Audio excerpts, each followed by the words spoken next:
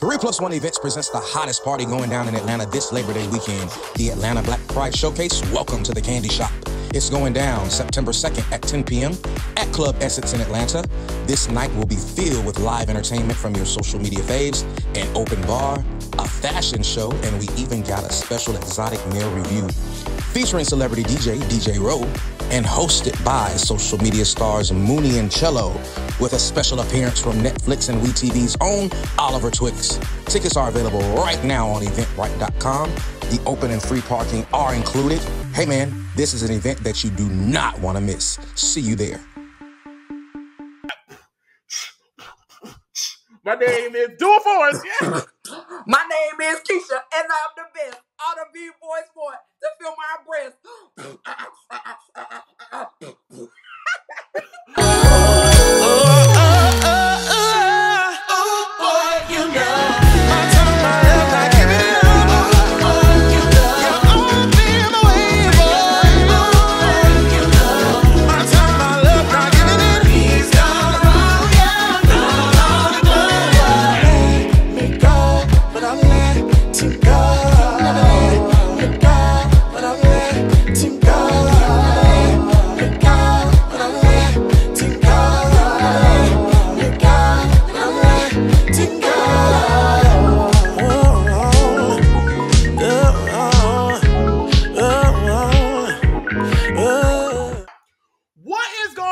This is Oliver Twixt here, your nerd boy cutie, always reporting for duty to do the Lord's work.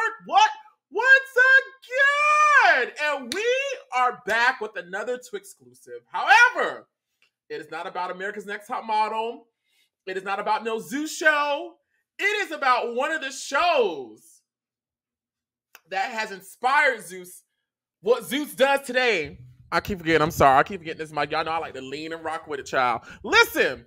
We are talking about one of my favorite shows of all freaking time. Listen, Flavor of Love. I remember distinctly where I was when Flavor of Love came out. Y'all want to know how young/old I am? When Flavor of Love was on the air, I was in the 5th grade. Mind you, I am now 5 years removed from college. Is it 5? Bitch, it's 6. Oh my God. Morehouse College, that is. I was in the 5th grade when Flavor of Love was on the air, and all of the kids, I went to school in Florida, so, you know, we was bad. We was in the 5th grade, but we really was like freshmen in college. We was grown. And I just remember coming to class one day, hearing people talk about this woman by the name of New York in this show called Flavor of Love. And I was like, you know, what is that? Because my mama was a cop, so I wasn't really doing a lot of watching and doing all that other stuff. Mama Twixt used to have me on I couldn't do all that. But I remember going home and turning on the television to VH1. And I believe back then it used to come on either on Sundays or Mondays. I'll ask Courtney when she comes up here. But it used to come on like on a school night. And I remember asking my mom if I could stay up and watch it. And life was forever changed. Listen, y'all know I talk about America's Next Top Model being one of the shows that really inspired me, but I must include Flavor of Love and all the subsequent shows that came after that. While Top Model inspired the creative side of Oliver and the artsy side of Oliver, Flavor of Love definitely awoken the ratchet beast inside of me. I was so glued to the television seeing these people act crazy over this. And I love Flav. Flav is a pioneer in music, television. People don't give Flav his credit a lot for being a pioneer in television, but Flav started a whole genre. I remember back in the day on VH1, there was a whole sector called Celebrity that Flav and a lot of people started, and a lot of those shows came after that. Flavor of Love, of course, y'all know I Love New York, Rock of Love, but Flavor of Love was the first show of its kind that was a freaking juggernaut, and that is still showing itself to be influential to this day. Hello, Zeus Network. Anyways, one of the people that you must talk about when you talk about Flavor of Love is Courtney, aka Goldie. Listen, I was at this women's empowerment event with Dr. Heavenly, who was one of my clients at the time. Y'all know I helped the people curate content. I was helping her get some social media content because she was she was a speaker. I think it was the Babes and Boots, Babes and Boots, something like that. Anyways, I remember walking into the room, and I turned the corner and I saw Courtney sitting down on the table, and I was like, this cannot be happening right now. So I knew there was a reason why I had to wear makeup today. Y'all remember today I said, I don't know why the Lord is telling me to wear makeup, but it's a reason why. Walked into work and look who I saw. Hey, what's up, y'all? I just met this amazing man, and we're having a ball at this event, this gala, this shindig. Are we drinking strawberries and champagne? We must be, because I'm here. The 5th grader in me is screaming because she is like a big time celebrity media icon to me. You know, and because y'all know back then, I know it's so many reality TV shows out now, like you can just turn a corner and just look and it's a reality TV show. But back then, reality TV shows were fairly new, and to be a contestant on a reality TV show was like an anomaly. Like everybody just wasn't doing it. And so to me, and I think a lot of people out there in the world, the Courtneys and a lot of those girls who were on Flavor of Love and in the American Idols and the top models, to us, they were like celebrities because they were everyday people who got the chance to do these amazing things. And I'm really so happy to finally be talking about Flavor of Love because y'all have been asking me for years now, with the success of my chats with Top Model and the things I've done with Zeus. Oliver, can you please get into Flavor of Love? Considering I do know Tiffany New York Pollard, I was a cast member on the TS Madison Experience on WeTV back in 2021. And I had the chance of filming with New York, and I absolutely love New York, as well as I'm cool with Deelishis, who was on season 2, and I love me some Deelishis so much. So y'all were like, Oliver, why haven't you talked about this? And I honestly wanted to have a natural ease into it because y'all know I love doing this, but I just do this because I love doing it, not because I got to. You know, I ain't no professional interviewer. I'm just a bitch that know how to speak well, and I'm nosy as fuck. So I just really wanted to do it naturally. And Courtney, meeting her that day in Atlanta randomly was like a message from the gods above saying, Oliver, it is now time. And I'm so happy to have this moment with her, to share this moment with you guys. I binge watched the show today, so y'all know a bitch is pumped and ready. The questions are dripping off of my much needed to be manicured fingers. Listen, y'all see me. No, I'm just playing. But these shits is fucked up. But listen, we're going to get into it. We are going to get into it. We are going to get into it. Without further ado, I want to bring into the room the icon living and breathing, Miss Courtney, a.k.a. Goldie, from season 1 of Flavor of Love. What's going on? Hey, love. Thank you. That's the best intro, literally, that I've ever had. Period. Yes. You did that. Thank you.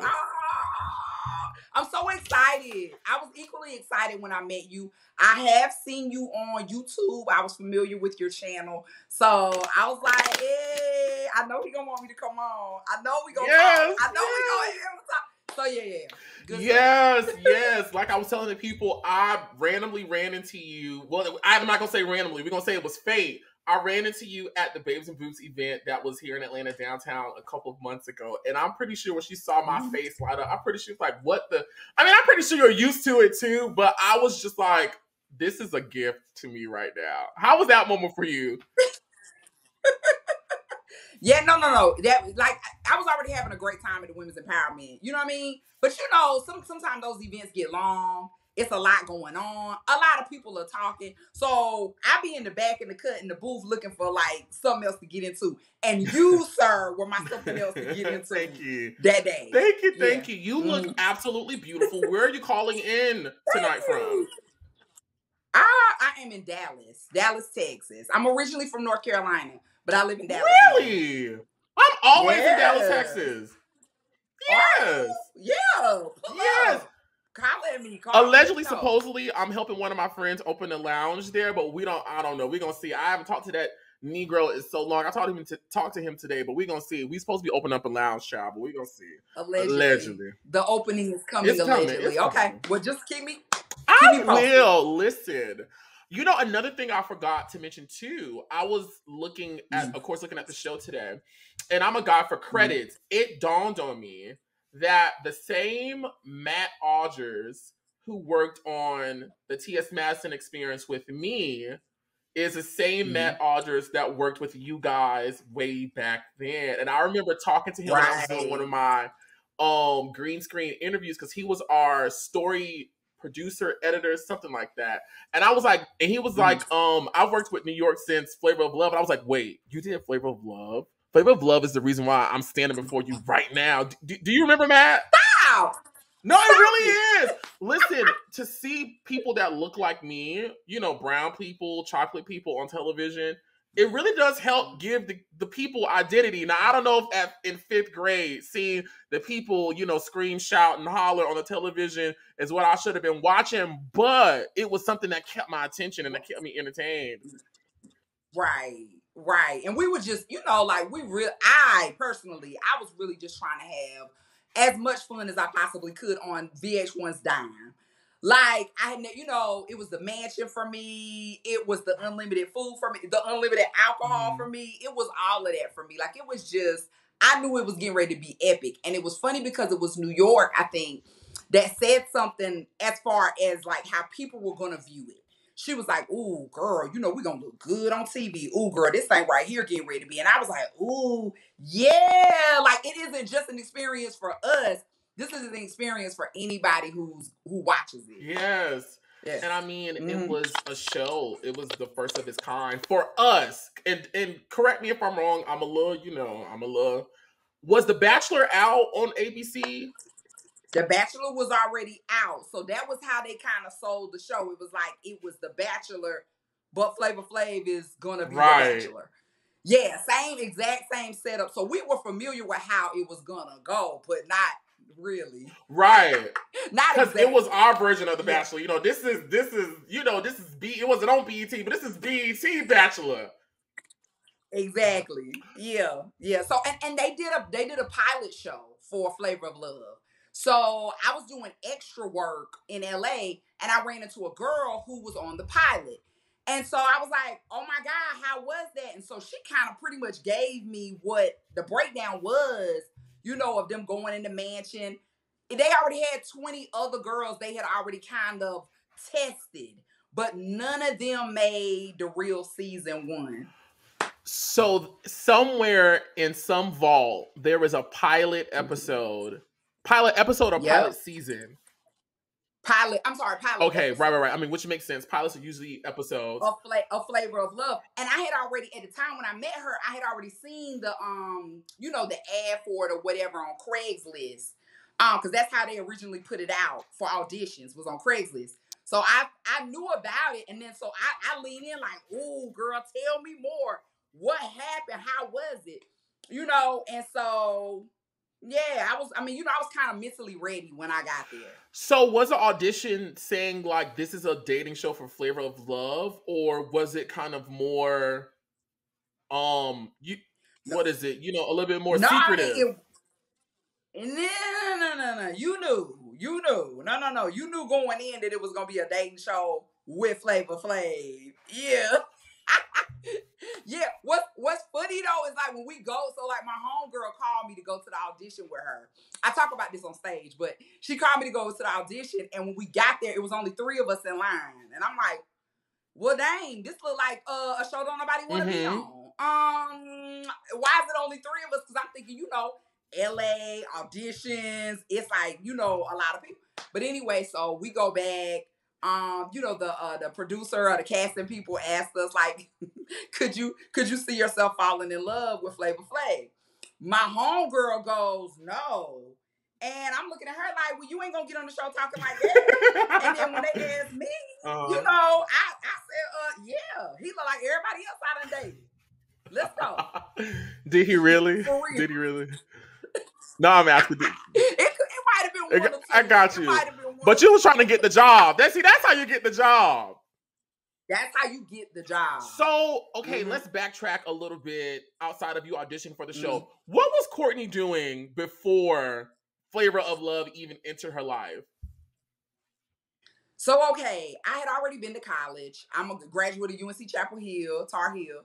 And so I, was just kind of working, but I had moved to LA in, pursuit of a career like acting, comedy.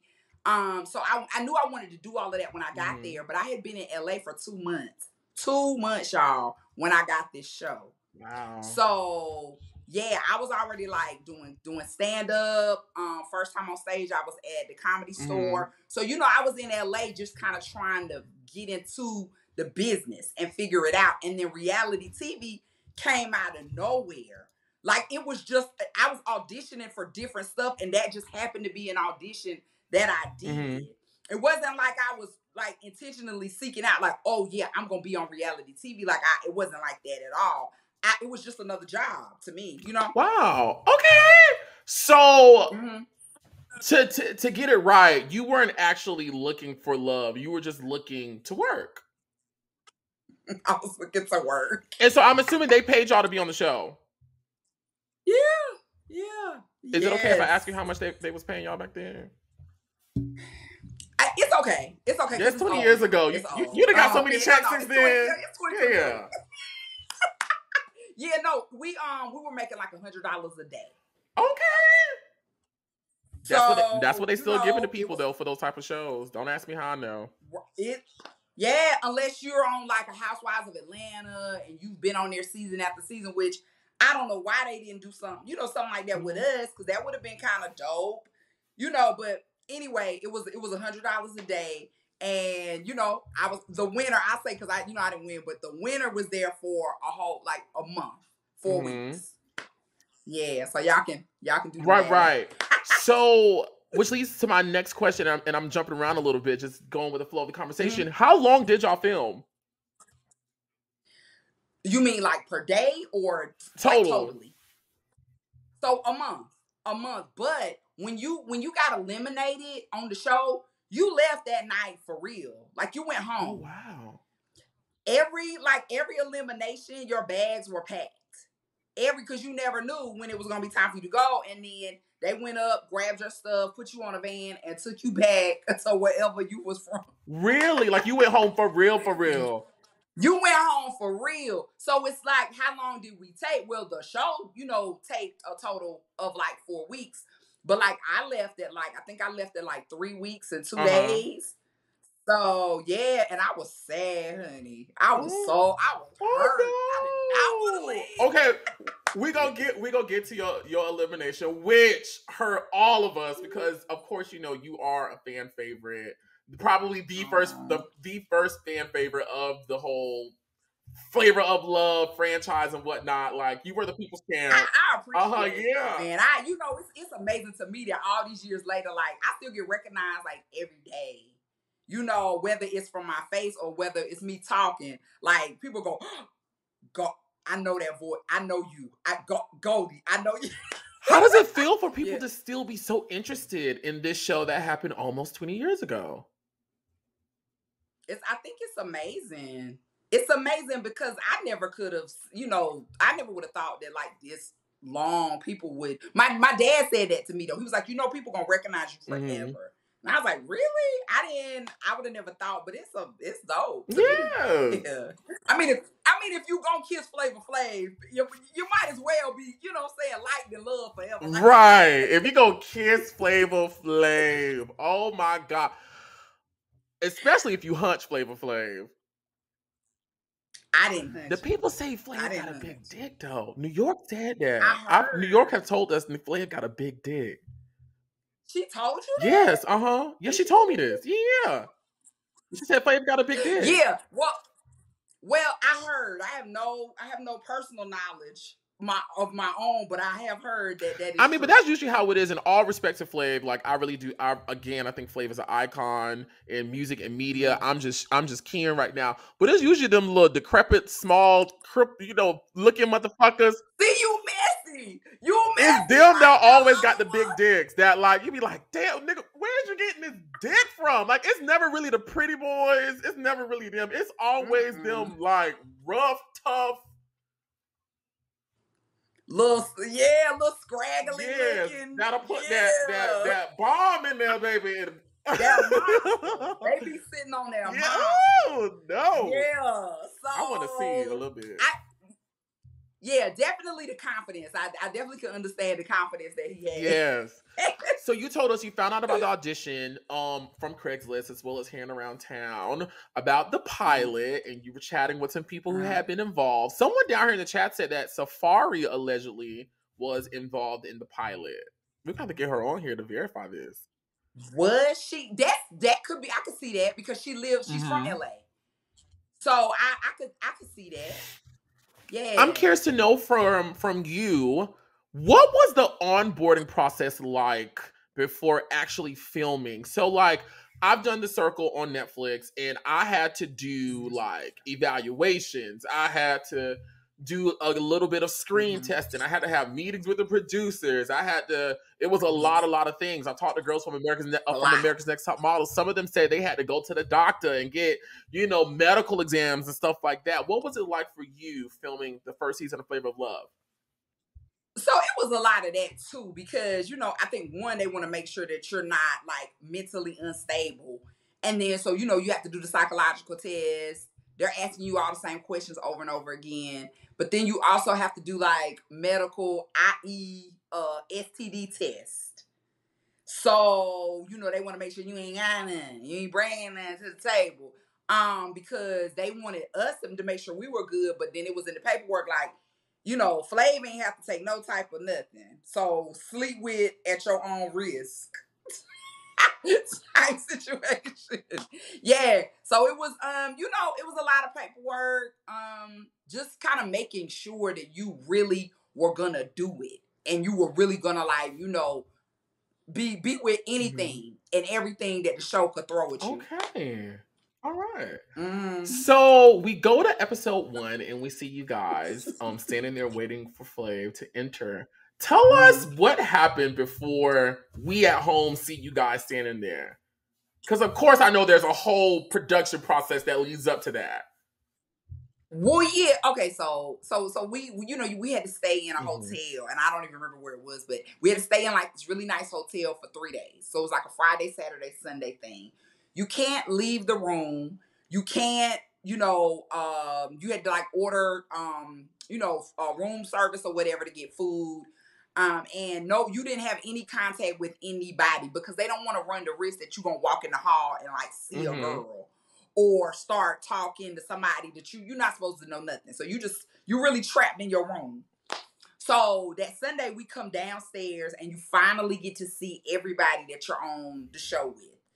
So, immediately, this is when I'm first seeing, like, Pumpkin. I'm seeing everybody, and I'm knowing, like, I'm going to say something like, oh, okay, New York, she getting ready to be one of them. Like, I could tell because she was real, like, she didn't want to talk to nobody. Yeah, New York was very, like, stank, acting, you know what I'm saying, like, to herself. That particular day, like, I remember that day so vivid.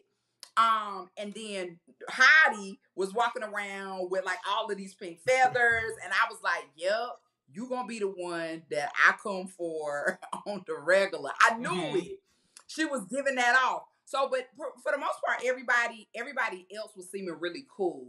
And then they took us in the van to the house, and then they get us ready, prep. We go in the house. It's like, oh my God, this is dope. It's a beautiful house. And they had like bleachers. Like we had to stand up on the bleachers.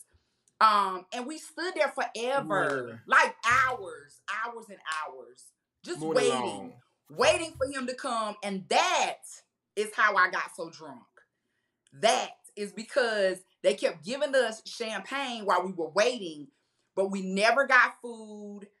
They, it was just like, here, keep drinking, keep that glass full, just keep that glass full, And so, yeah, that was kind of what everything that kind of led up to Flav coming through the door and then the show really officially starting. So you told me earlier that, this was a job for you trying to break into Hollywood and, get your name out there. But was there ever an inkling that, maybe while I'm here, can I really like this guy? Can I really fall in love with him? So wait.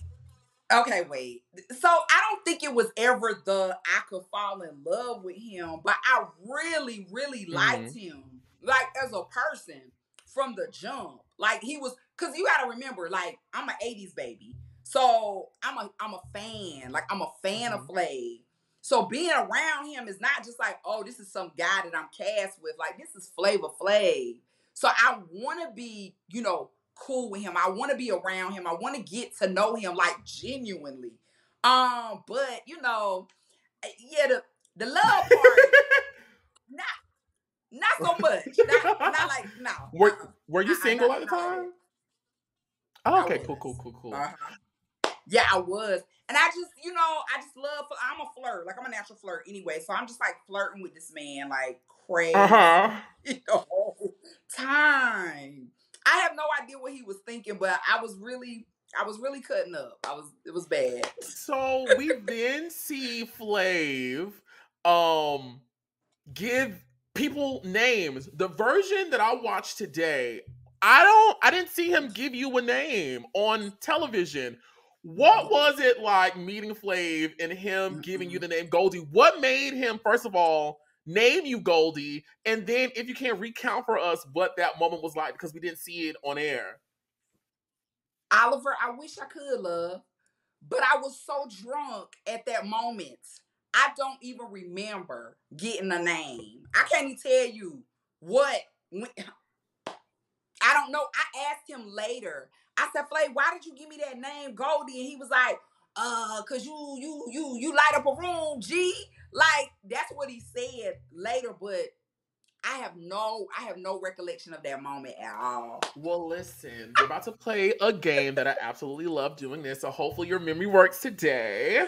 Yes, we are doing the first ever Flavor of Love roll call, y'all, where I name everyone, yes, who was on the cast of your season, and you're going to tell me the first thing that comes to your brain, whether it is good, whether it is bad, whether it is ugly, or whether it is indifferent. Courtney, are you ready? Yes. Here we go. The first name I got here is Smokey.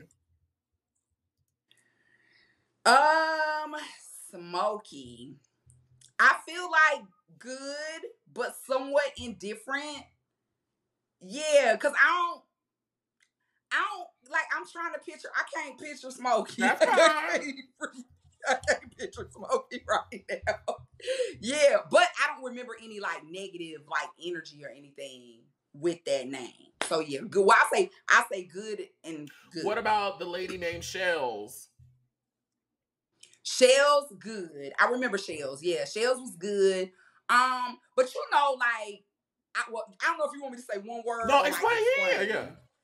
Yeah. Okay. So with Shells, I felt like I was kind of like judging like I don't feel like you really trying to like be here like that. I don't think I don't know if you down for the what it's really gonna take type situation. So yeah, but she was nice. She was really nice. Picasso was cool. I still good. I'm gonna say good. I still felt though like she really won't.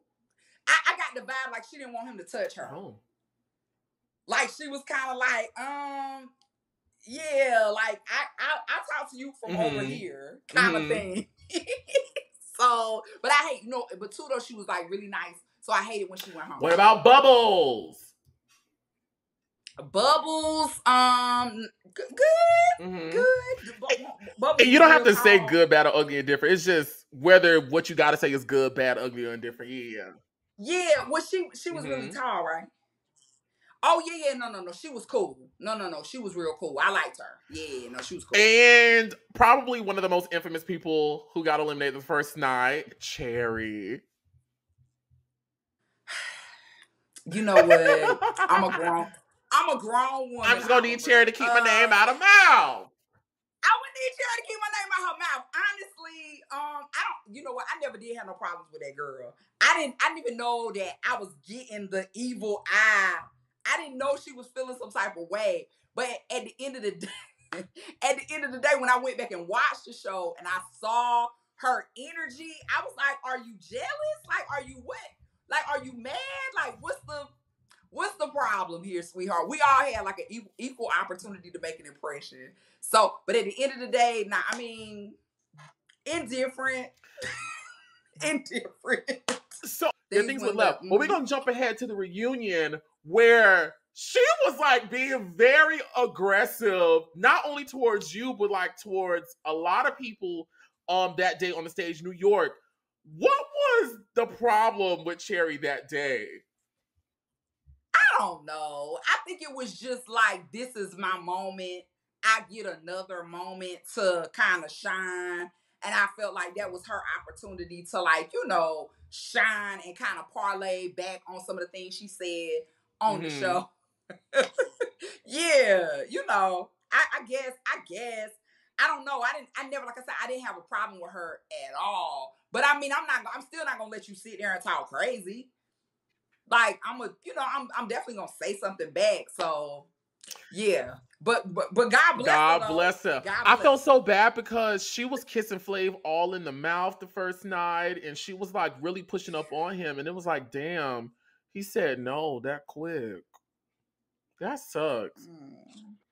It does. In the words of Deelishis from season 2, I ain't never fucked a man and he left me the same night. Extra, but she did kiss him. I'm being extra. She kissed him. Yeah, she was kissing him in the mouth, and Flav said I guess he didn't want to pop that cherry. Next on the list is Bubbles. No, not Bubbles. I'm sorry, Rain. Oh, yeah. That was your friend. Yes. I get warm fuzzy. I get real warm fuzzy vibes. Like, I love Rain. Rain was like a real like type ride or die type of girl. Like she one of them like you need on a mission. If you about to do something crazy, you want to call Rain and be like, where you at? I'm coming to pick you up. Like, she that type of girl. Like, so like good sweethearted girl. You know what I'm saying? Like, when I had my little moment on the couch, everybody could have been like, whatever. But nah, she was right there, like, cool, holding me down. So nah, man. That's people right there. Yeah. Do you still talk to her to this day? I haven't talked to her in a while, but it hasn't been like too long though, because I reached out to her on Instagram. So I want to bring her onto my show so I can talk to her about everything. But nah. Yeah, no. She good people. Next on the list is Miss Latin. Another one that I like. Like, I'm so like, I miss her. Like, she one of the people I'm mad I didn't get more time to hang out with her. She was so cool. I hate that they got her caught up with that little situation with her dude. Like, we knew she had a little dude or whatever, but you just won't thinking. Like, she got on the house phone talking to her man. Like, we was not thinking that she was gonna get caught up like that. The girl, you don't think these lines are recorded? Yeah, that part. I mean, so that's a chick that like she didn't get her just due to me. She didn't get her time because she was cool. Georgia.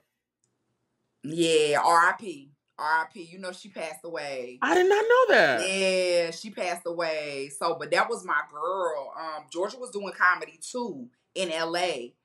And so, like, big up to her. Like, she was just like, she had real cool energy on the show. We kicked it. I hate she went home when she did. But we still me and her still hung out after the show. But yeah. How long ago did she pass? I think it was, I want to say during COVID. I heard that news during COVID. Wow. Yeah. But she was dope. I'm gonna have to look into this. Wow. Rest in peace, baby. Yeah. Next on the list is Dimples. Dimples.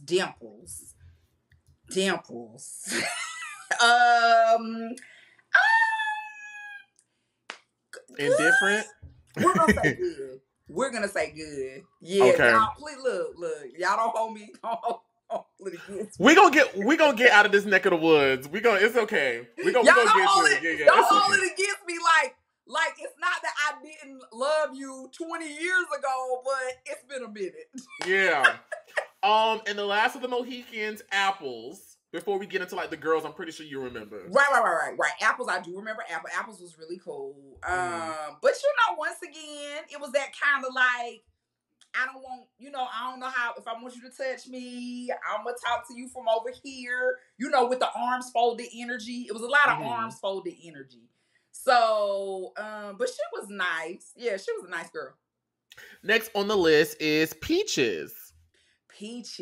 Yeah. Peaches kind of flew underneath the radar a little bit. She did, but she's an artist. And she got like street cred a little bit. Real talk. What you mean? What that mean? Well, no, she's been on the road with like George Clinton and Funkadelic.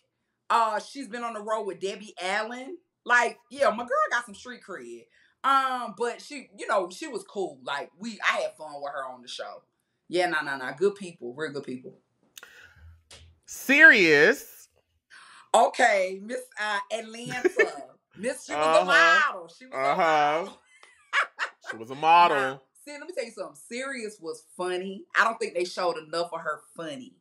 She was funny on the show and real cool. She was just cool. She was like typical what you think of when you say Atlanta chick. She was giving you like strong Atlanta energy. But I really liked her. She was good people.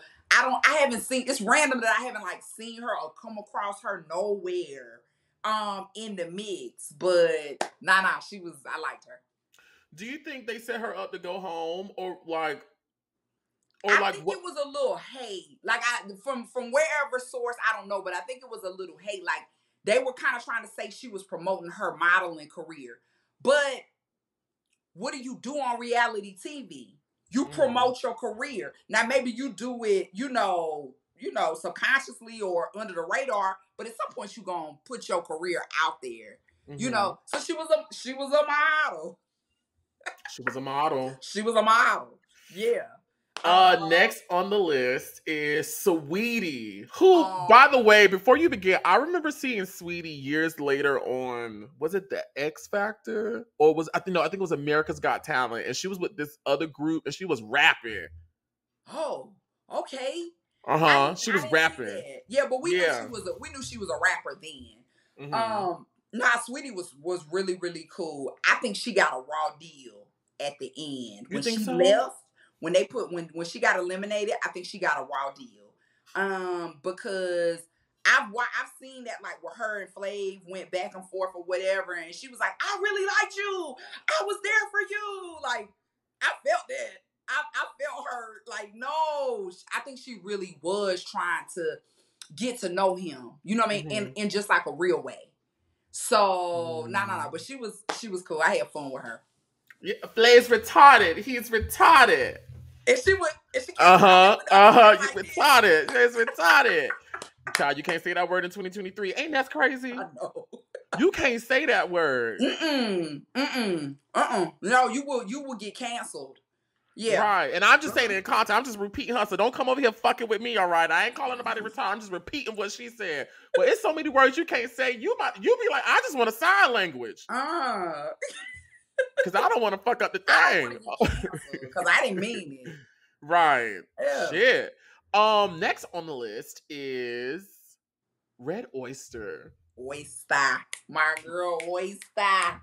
Yeah. Oyster, first thing that comes to mind is Scandalous. I feel like Oyster came on there on some Scandalous vibe type.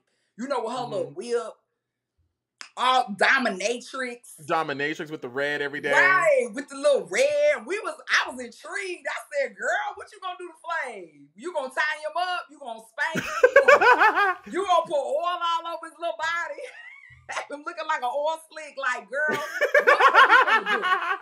I'm here for this whole part. Like, I don't know. But, it was wild because I think they wanted more out of her at a certain point. So they kind of like put her up to be like a little snitch on the show for Oyster. Yeah, the producers was kind of like wanting her to, spice it up. But she cool. She cool. Do you think she was there to really get with Flav, or was she like a plant, or was she just there to have the fun? What was it? I think she was there to have fun. I want to say she was there to promote a business, but I'm just not quite sure what that was. Mm-hmm. Yeah. But I remember, it just hit me right now, but come to find out at the reunion, she was still married to somebody, right? Like she was still married? with somebody. She was still with somebody because I remembered like, it just hit me just now. When she came out, Lala was like, producers found out that after the show that she was married to somebody. And I remember hearing Rain saying, or maybe Georgia, I'm leaning more towards Rain telling Flav, I bet you won't take that whip and beat her ass with it, or something like that. It was something like that, and everyone was like, "Well, how were you snitching on everybody, but you didn't even snitch on your own self?" You don't remember that? I didn't know Oyster was still married. Something like that at the time. Yeah. Wow, that's crazy. Next on the list is the icon still living, Hottie. Miss Hottie. Shatar. Shatar, if you nasty. And I am. Can I just be, I'ma just say, you know, the first thing that comes to mind is crazy. Okay. Hottie needs a straight jacket. Middle institution. Straight jacket. Yeah. One of my favorite quotes you said about Hottie was when y'all were doing the lie detector test, and you was like, "I know what's gonna say. The bitch is lying. The bitch is lying. The bitch is lying." Because she was. Because she was. Oh my God. Yeah, man. It's just like when you think of her, you just think of crazy. Like, even though I like Hottie, I think Hottie is, you know, she kind of knew strategically she had to be out there for TV, and that was what was gonna kind of sell her character or whatever the case. But I don't even know if that's really a character. Yeah, because I recently interviewed her. I saw. Yeah, and yeah. It's on your channel. Everyone go watch it. Thank you. And a lot of that stuff, still some of the questions is just like, I think you really thought that you could cook the chicken in the microwave. I think you really thought that it was like kind of like sushi. Like, I think you... Hottie she's like a math problem. Like, you just can't solve. I don't know why, but but at the end of the day, I do like her and I respect her. I think she made our show so much better. Mm-hmm. I always give her that. I give her them props. Like, I definitely think she added that extra oomph to our show. Yeah, her in New York were kind of like battling as like, who's going to be the antagonist? You know, like one episode y'all was mad at New York, or one segment y'all mad at New York. The next segment, everybody mad at Hottie. Mm-hmm. I do want to take this moment to say, Flavor of Love is edited so well. I just thought right now in this moment, every time she would blink or do something, they will always have that sound effect, the blink. It's so funny. It's so such funny. A delicate, small addition to the show, but it adds so much value to it. It does, because it was just like, we was like, and she was so easy to get mad at that time, because she was always saying something crazy. And, you know, we like, what? Huh? My buddy, what? Oh, Oliver, that is my clock right here, love. I was going to ask you about your clock. That is my clock, yeah. Oh my God, can we see it? Can you touch it? Ain't nothing going to fall, is it?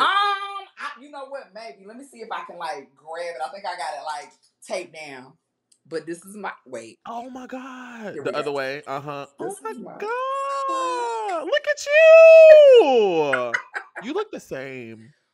Love, thank you. You haven't aged at all. Thank you. Yes, baby. This is the thing that I needed every week, honey. Wait, how did you get that? They gave it to me. Like, when we left, they gave us our clocks. Oh, that's so sweet. Oh my God, yes. Yeah. Oh my God. That's so sweet. Okay, next on the list, like what I'm doing right now, is Smiley. Smiley, I remember Smiley. I'm not pausing for that. I'm just trying to think. Like, I think you just had like a heart for her. I think that's what it was. Like, you just had like such a heart for her, because she was like this like video vixen type chick, but then sexy. Yeah, but then it's like she was going through so much in her personal life, and you was just like, girl, just be with Flav. Flav will treat you better than that. Like, just be, yeah. Like, you low key was kind of like rooting for her like she was kind of like an underdog, but like a sexy, vivacious underdog. Mm-hmm. Yeah. Miss Laylene. And Laylene. Next on the list is Pumpkin. Miss Pumpkin. You know what? Me and Pumpkin had the most fun. So that would probably be the word I would say for Pumpkin. It's fun. You had fun with it? You had fun with her. Yes, I had fun with that girl. That house, me and that girl would be just running around acting crazy. I have exclusive photos of her that no one has ever seen in the house. Yes, like what kind of photos? Crazy stuff. Like one time she just covered herself in shaving cream and posed like. Yeah, man, I had a lot of fun with her, but too, like I never saw it coming. Like when she spit on New York, I never saw it coming.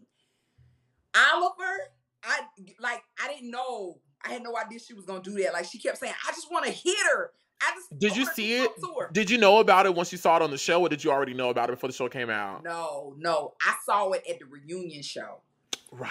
Yeah, like when they had the TVs going in the dressing rooms, and so when it got to they played every episode, but when they got to that, I was like, oh my gosh, she spit on her, and then it was like, all right, Goldie, it's time for you to go out. So I'm going out with just now finding out about that. Yeah, it was crazy. Let me take a break from roll call to ask you. So you guys filmed the show for like a month. Y'all went home.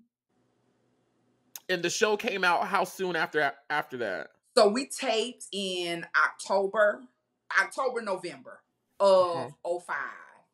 Okay. And the show premiered in January of 06. Damn! That was a fast turnaround. Because they knew they had a hit.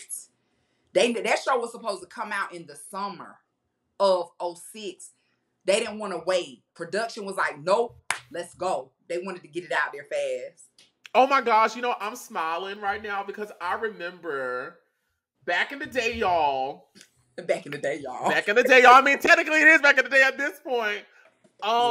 Flavor of Love and those related shows would always come out at the top of the year.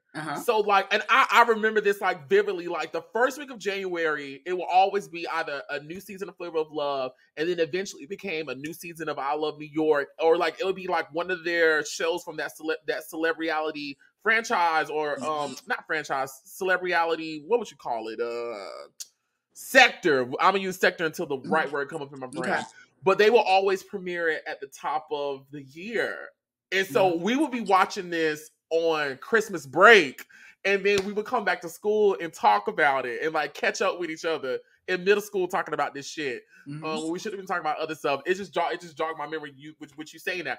And so you guys filmed in October, November. It came out in January. When did you guys film the reunion? Oh, I have no idea. I don't remember that one. And it wasn't too long. Like it was literally, if you think about it, it couldn't have been too long because I hadn't even seen the final episode. I heard Lala at the reunion say it's been 3 months. Okay, so that makes November, sense. January, December, February? Yeah, that makes sense because I had, like I said, I hadn't even seen on TV. I had been watching all the episodes, but I hadn't even seen the final episode. So, yeah. Gotcha. Okay, we love trivia, baby.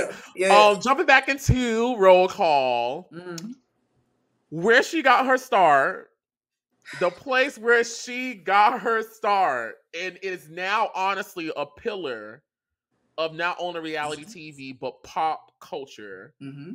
Miss Tiffany New York Pollard. Miss Tiffany. I would say, definitely, iconic.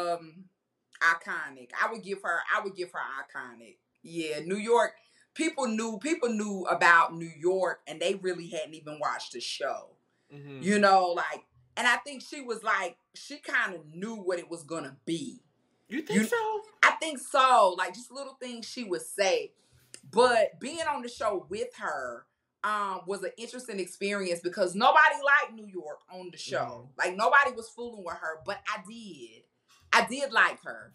And we did have like little moments. Like she kept trying to get me to go in the kitchen and cook. She was like, Goldie, now I know you from North Carolina, girl. I know you know how to cook. And I was like, and do, but not. I wish I would. Girl. So, and then we would be like running around playing like hide and go seek. And I would be like, New York, come play with us. You know, because she was always by herself. And I'm not, you know, I don't do that. I don't like when somebody just by themselves. Like, I'm going to try to bring you in and make you feel inclusive. But that wasn't her thing. She was just there to try to get with Flav.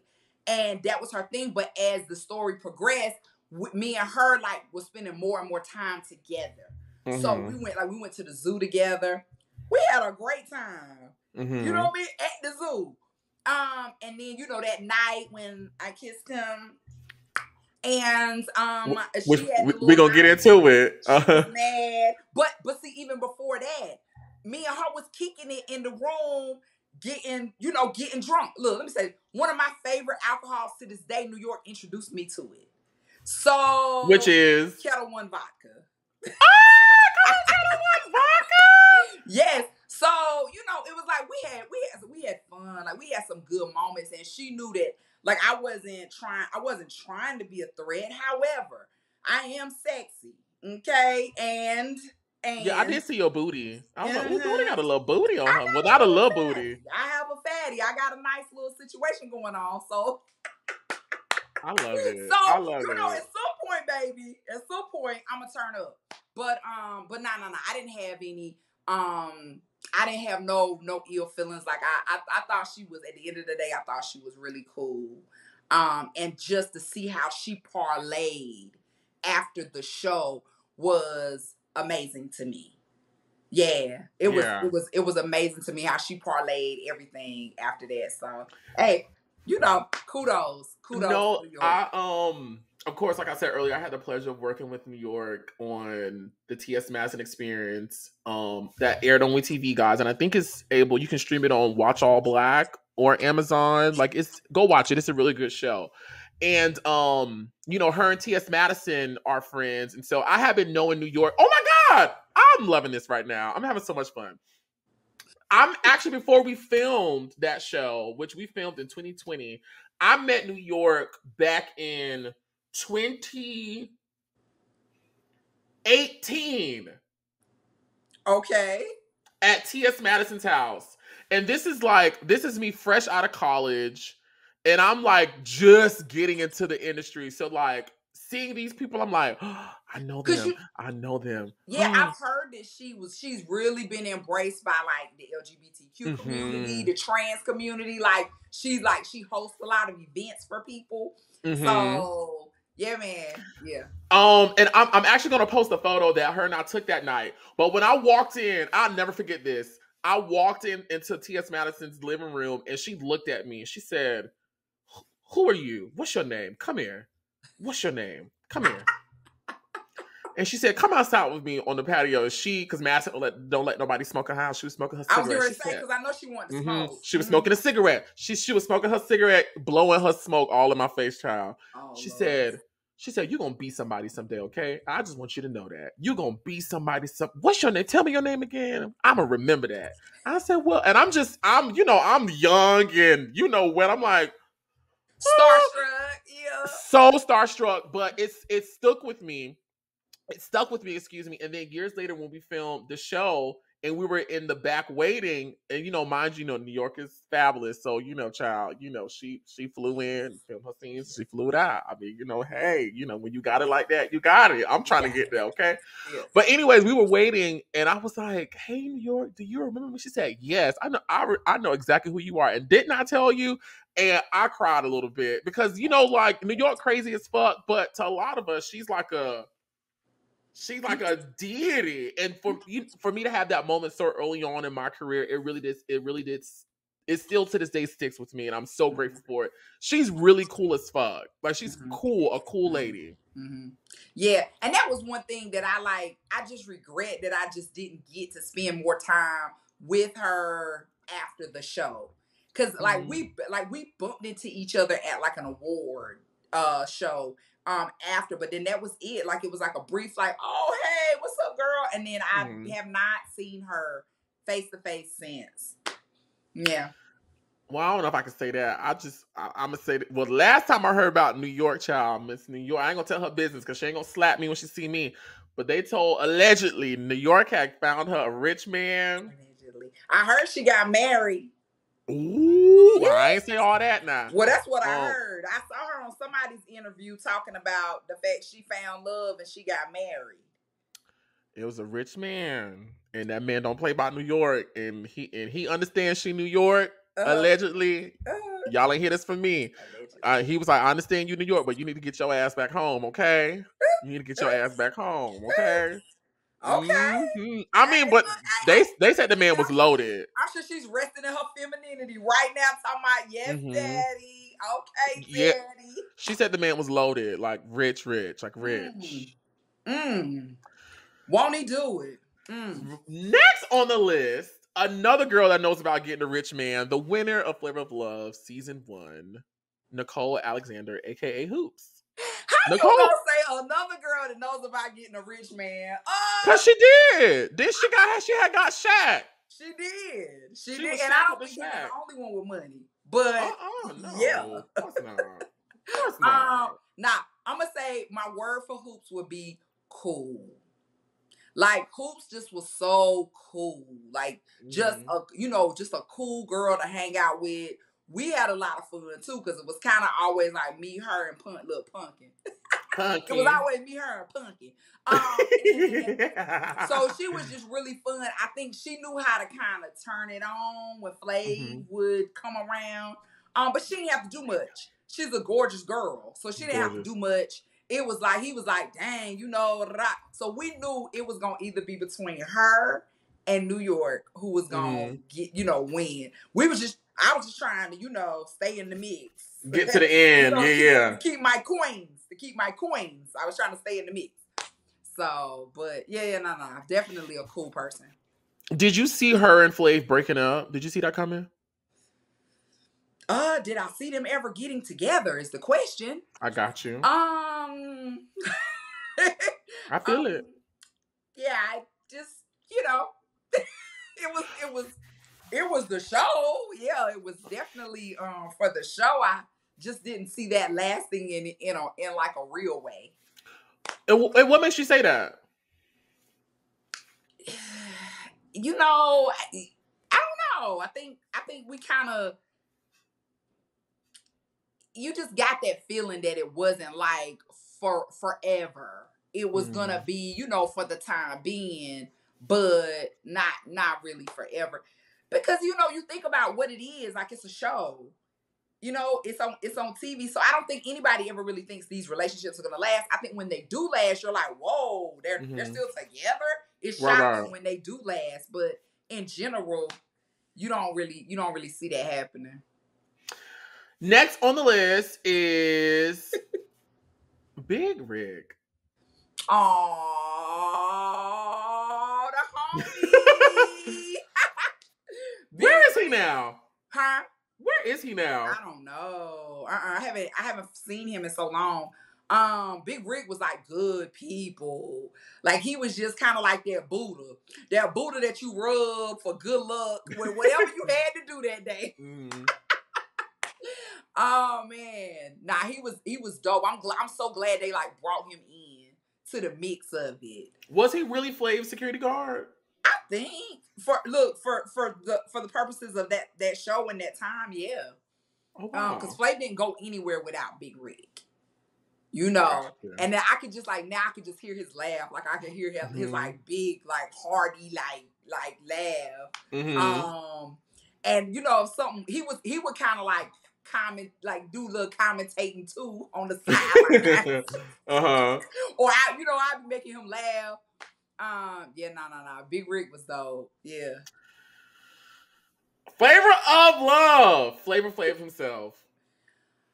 Oh, my baby. Oh, look, let me tell you something. I really love Flavor Flav. Like, I'm not even gonna front for nobody. Like, I really love him. Like, he got a big, huge place in my heart. He got a place in my heart like an ex you know, like an ex would, that you like, if you see him, you be like, hey. I know we can't be together, but hey, like I got a lot of love for Flav. And I just think he was so cool on the show. He gave us a lot of space to figure out what we wanted to do. You know, on the show, it wasn't like he made you feel like you had to like be on him or try to, you know, sleep with him or do anything like that. He just kind of was there, and he was so cool. So, you know, but he was like big bruh, but then he was kind of like, hey, what up, though? Let me give you a lap dance, you know what I'm saying? Because I want to. Do you think he was really looking for love? No. Okay. I don't think so. I think Flav probably already had love at that point in his life, but I do think he seemed like he was so flattered that we all came, just all these women are just like on you, and we was kind of going hard. Like, we was kind of going hard on the show, you know, because it was a show. But I think he was just flattered by all the attention that he was getting. Yeah. He was like, that's, you know, I felt like he thought it was dope. I remember very distinctly, and I believe this video is still up, when I was TS Madison's content creator, like her everyday content creator. We had a segment after the Queen Supreme Court, and it was called Cracking the Cold Cases. It was a segment that I produced. I created it and produced it, and I would come up with the questions. And Deelishis, we did one with Deelishis. And in that segment, y'all can look it up on YouTube, Deelishis said during her season, the lady that Flav later revealed on season 3 as the mother of his child that he wanted to be with, she said she remembered seeing that woman on set while they were filming season 2. Was she there? So season can I 1? tell you that I remember the same woman Ooh. during season 1, walking around with the girl who braided his hair, but we had no idea who she was. We thought she was part of the crew. She was just a woman who was there. You know what I mean? And we didn't. I think I might have seen her once or twice, like real brief. You know, kind of walking around the house, but had no idea that was her. Now at the roast, when they had the Comedy Central roast, her and Deelishis had crosshairs that particular night. Like, it was getting heated. What happened? They was about to get into a whole fight. Hey. Is this did they show this on TV or this behind the scenes? No, baby, this was exclusive behind the scenes, baby. Because I think some words had got said when they crossed paths, and Deelishis, you know, she didn't get ready to back down to nobody. And so then the old girl had said something that was kind of, it was kind of like, he my man. Well, I had him not too long ago, type of back and forth. So it was kind of like, you know, people was breaking it up before it got physical. Yeah. I said, Deelishis, child. Don't do this. Not over Flav. Yeah, not over Flav. Not over Flav. But I think, you know, it was just a matter of like respect. Right. Yeah. And last but not least, I got one for you. I want to know, what are your thoughts on the production company 51 Minds who produced this show? You know, in my tenure of talking to reality TV contestants, there's always this discussion on the producers, the treatment, how they ran the show. What was your experience filming the show and being under the production of 51 Minds? I mean, you know, at that time I didn't have any, like, I couldn't compare it to anything else. I mean, I thought they were a cool company. Everybody was, you know, they treated us nice. They, you know, they gave us whatever we wanted, you know, period. You know, to the point of, like, you know, you say, ooh, I would love to have some red velvet cake. And then next thing you know, it just appears in the kitchen kind of thing. But, you know, I talk to everybody behind the scenes, in front of the, you know, whatever. So, I had a great experience with 51 Minds. Yeah, they were cool. To the point too that I was like, dang, I wish I had went back and like worked for 51 Minds. Like, I wish I had gone back and done that. Yeah, because they were really cool. Yeah. Did you ever feel like the producers set you guys up or contrived situations for the show? Of course. Can you name some for us? Like, okay, I'll say this. Like, I told you a little something earlier about Red Oyster, right? And how it's kind of like they liked her so much, but she was getting kind of, stale. So they were just like, ooh, let's get you to do this. Mm-hmm.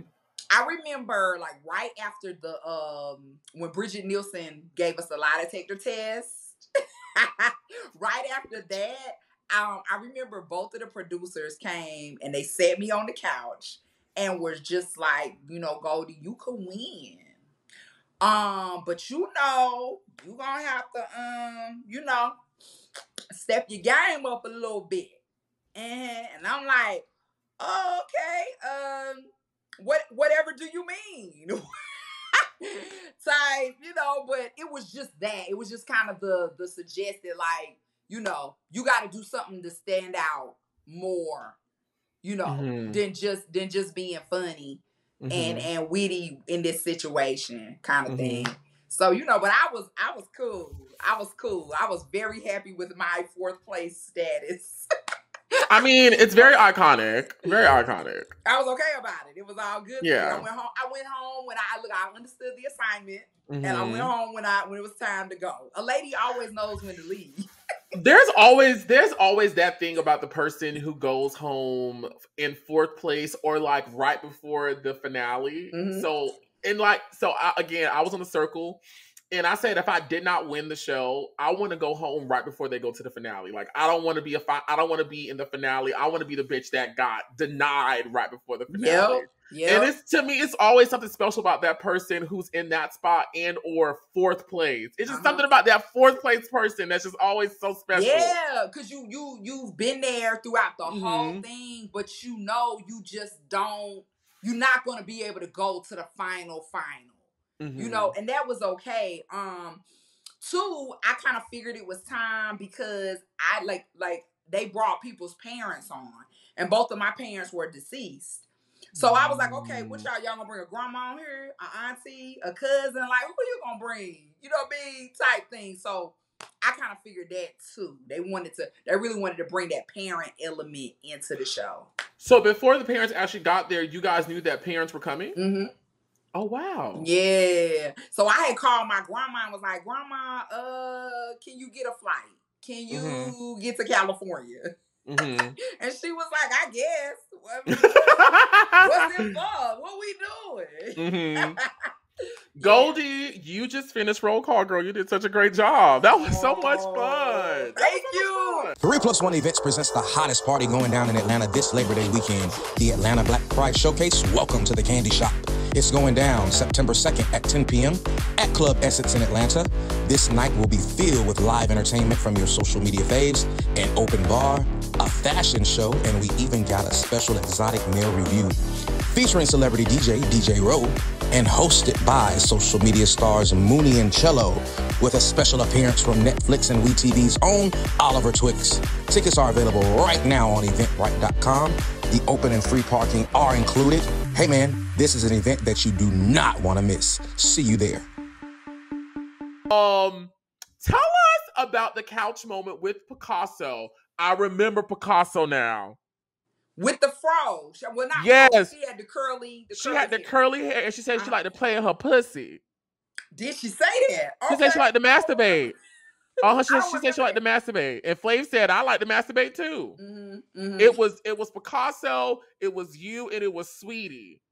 You don't remember that moment? No, you was drunk? I remember being on the couch. I think that's kind of when the liquor was wearing off a little bit. So yeah, I was coming back around because that was right before I was outside dancing with Oyster. Talking about strawberries and champagne. Yeah. So no, I remember us talking, and I was like, yes.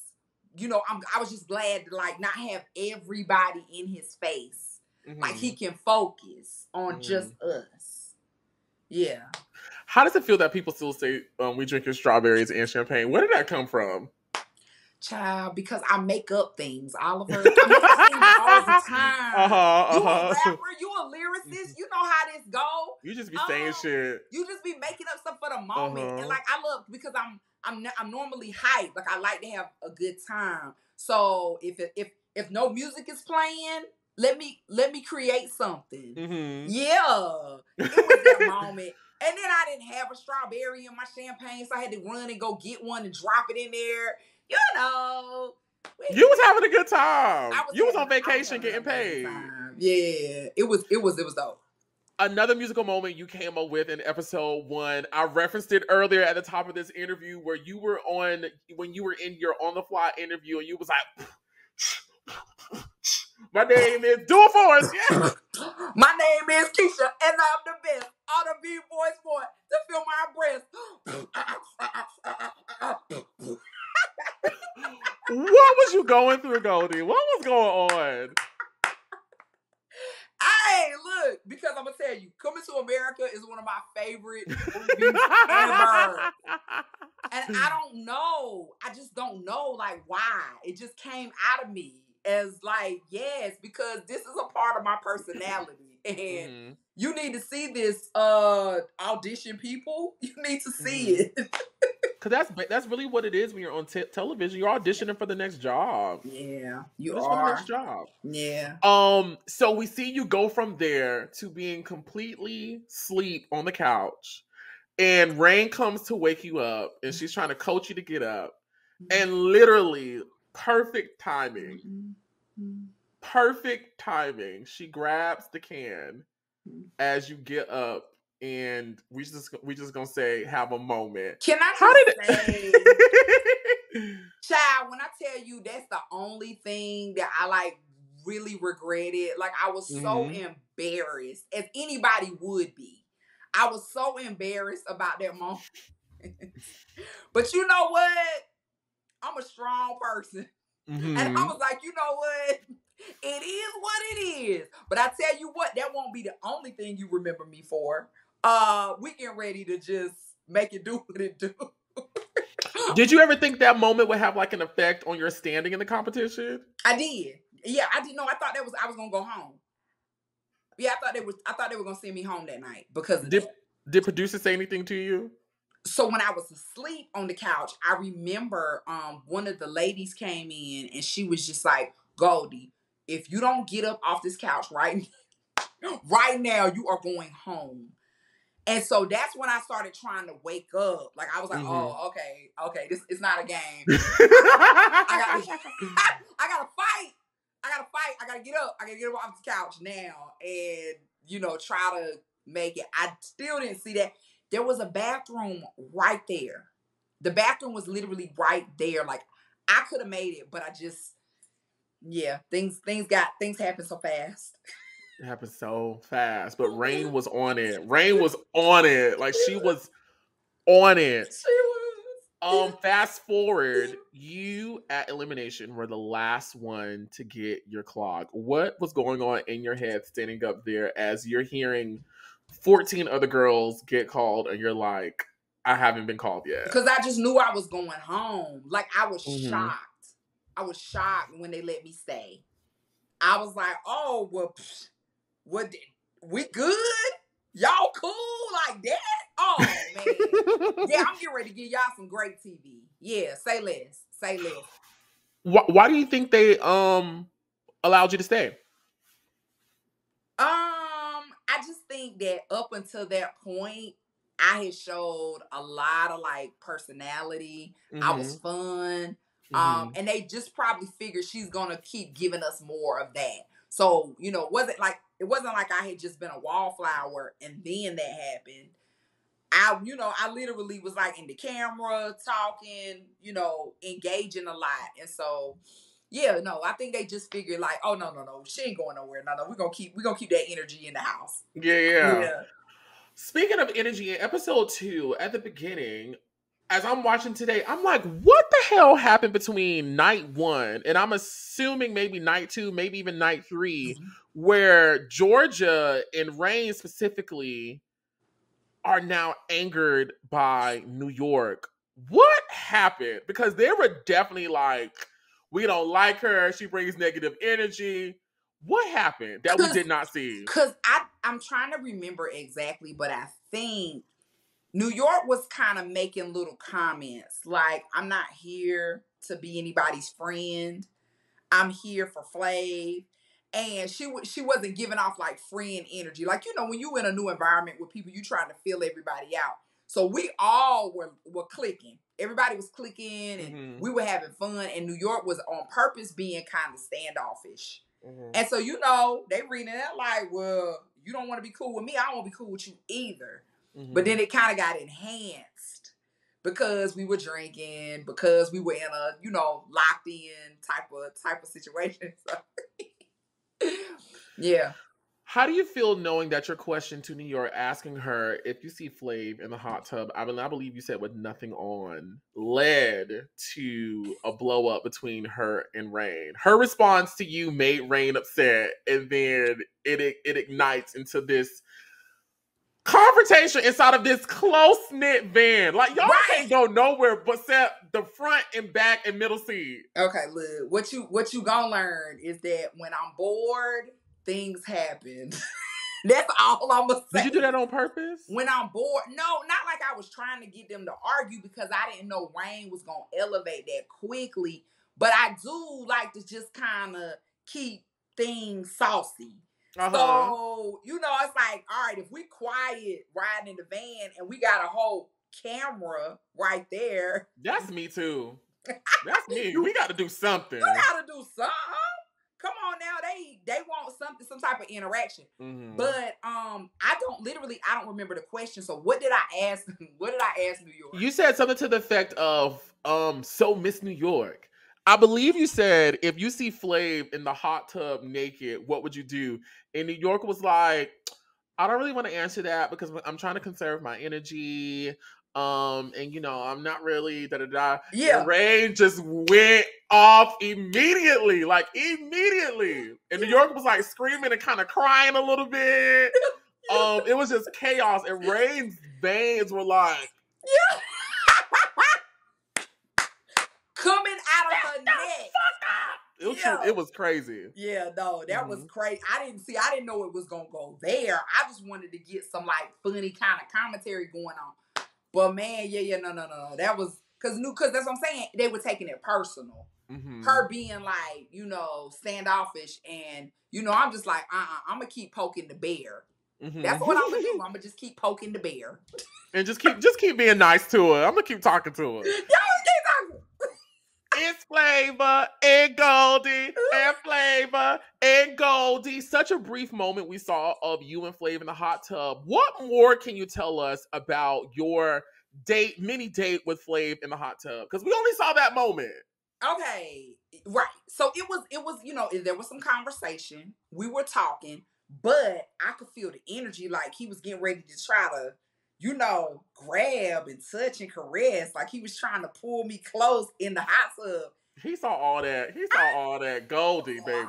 He saw all that Goldie, baby. He wanted to get into it. Girl, like I think Flav is a titty man. I think he likes titties. He's a booty man and a titty man, I think. He likes both. And I just so happen to have both. So anywho, you do. So he was, you know, I could feel the moment going there. And I was like, no, let me take it somewhere else. You know, it doesn't have to be that. He gonna be in the hot tub with 12 or however many women. Cooking. You know what I mean? And all that flavor. They, look, and then they tried to play, it was I forgot what show it was on. They called it, I think it was Tosh 2.0. They called it skank soup. We was making skank soup. Yeah, just cooking all that flavor of love. So I was, you know, it was funny to me, but anyway, I was just like, nah, let's, you know, like, let's make it fun right now. It ain't gotta be all that. You know? Flavor in the hot tub, Goldie in the hot tub, Flavor in the hot tub. Yes! Oh man. So later on, after you guys have your moment with Flavor in the hot tub, we see New York and Pumpkin have a fight. What happened that led up to that argument with them. That led to her crying and like having a moment. She was falling out. What happened? Do you remember? I don't. I think it was more the same. I think it was more of people saying little things or asking New York questions, and she was not trying to engage at all. So, you know, every time she acted funny or didn't say anything back, they just took it so personal, and it became a screaming match like that. Yeah. Hopefully you remember this. Let's talk about the dinner that ends with you saying one of my favorite, like, you really, honestly, you need to get you some merchandise with all these quotes on it. I'm pretty sure people would buy them right now. Like, they would buy this right now. Like, you need to get on a mission and get this. We gonna talk. Me and you gonna talk after this. No, because I want a shirt that says, did everyone enjoy the chicken? Yeah. I thought the chicken was lovely. What actually on the shirts that I sell at my shows, that's on the back of the shirts. That I want it on my Goldies. Okay. I got you. Yeah. But yeah, so that dinner was really like our first time sitting down at the table. Everybody kind of knows who everybody is at this point. And, you know, it was just a lot of chaos. Now, one thing I can say is that I don't like arguing. Arguing makes me anxious. So it was just going there. Like, they was, you know what I'm saying, going back and forth. And I'm like, ooh, you know, I need to create a diversion. Like, that's what I do. So,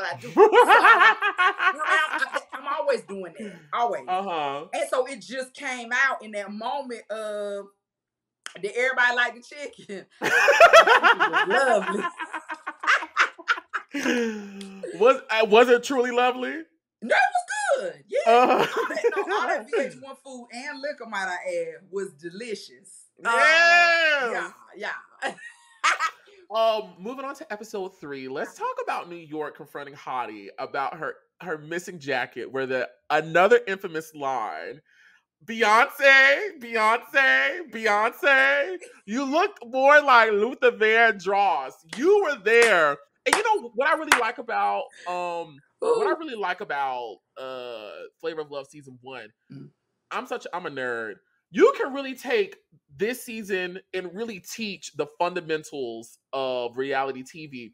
Anytime there was a comedic moment needed or some type of commentary on what was going on in the scene, they always cut to you to kind of tell us how we should be reacting in this moment. And you're sitting on the bed losing your mind. Take us back to that moment where New York is confronting Hottie as she's getting out of the shower about her missing jacket. So yeah, so okay, we always kind of like followed each other into rooms, and especially if we knew something was getting ready to pop off, like we all wanted to see what was gonna happen. So when New York is asking her and they going back and forth, and when she started talking about, yeah, because no, I look like Beyonce, and New York is like, Beyonce.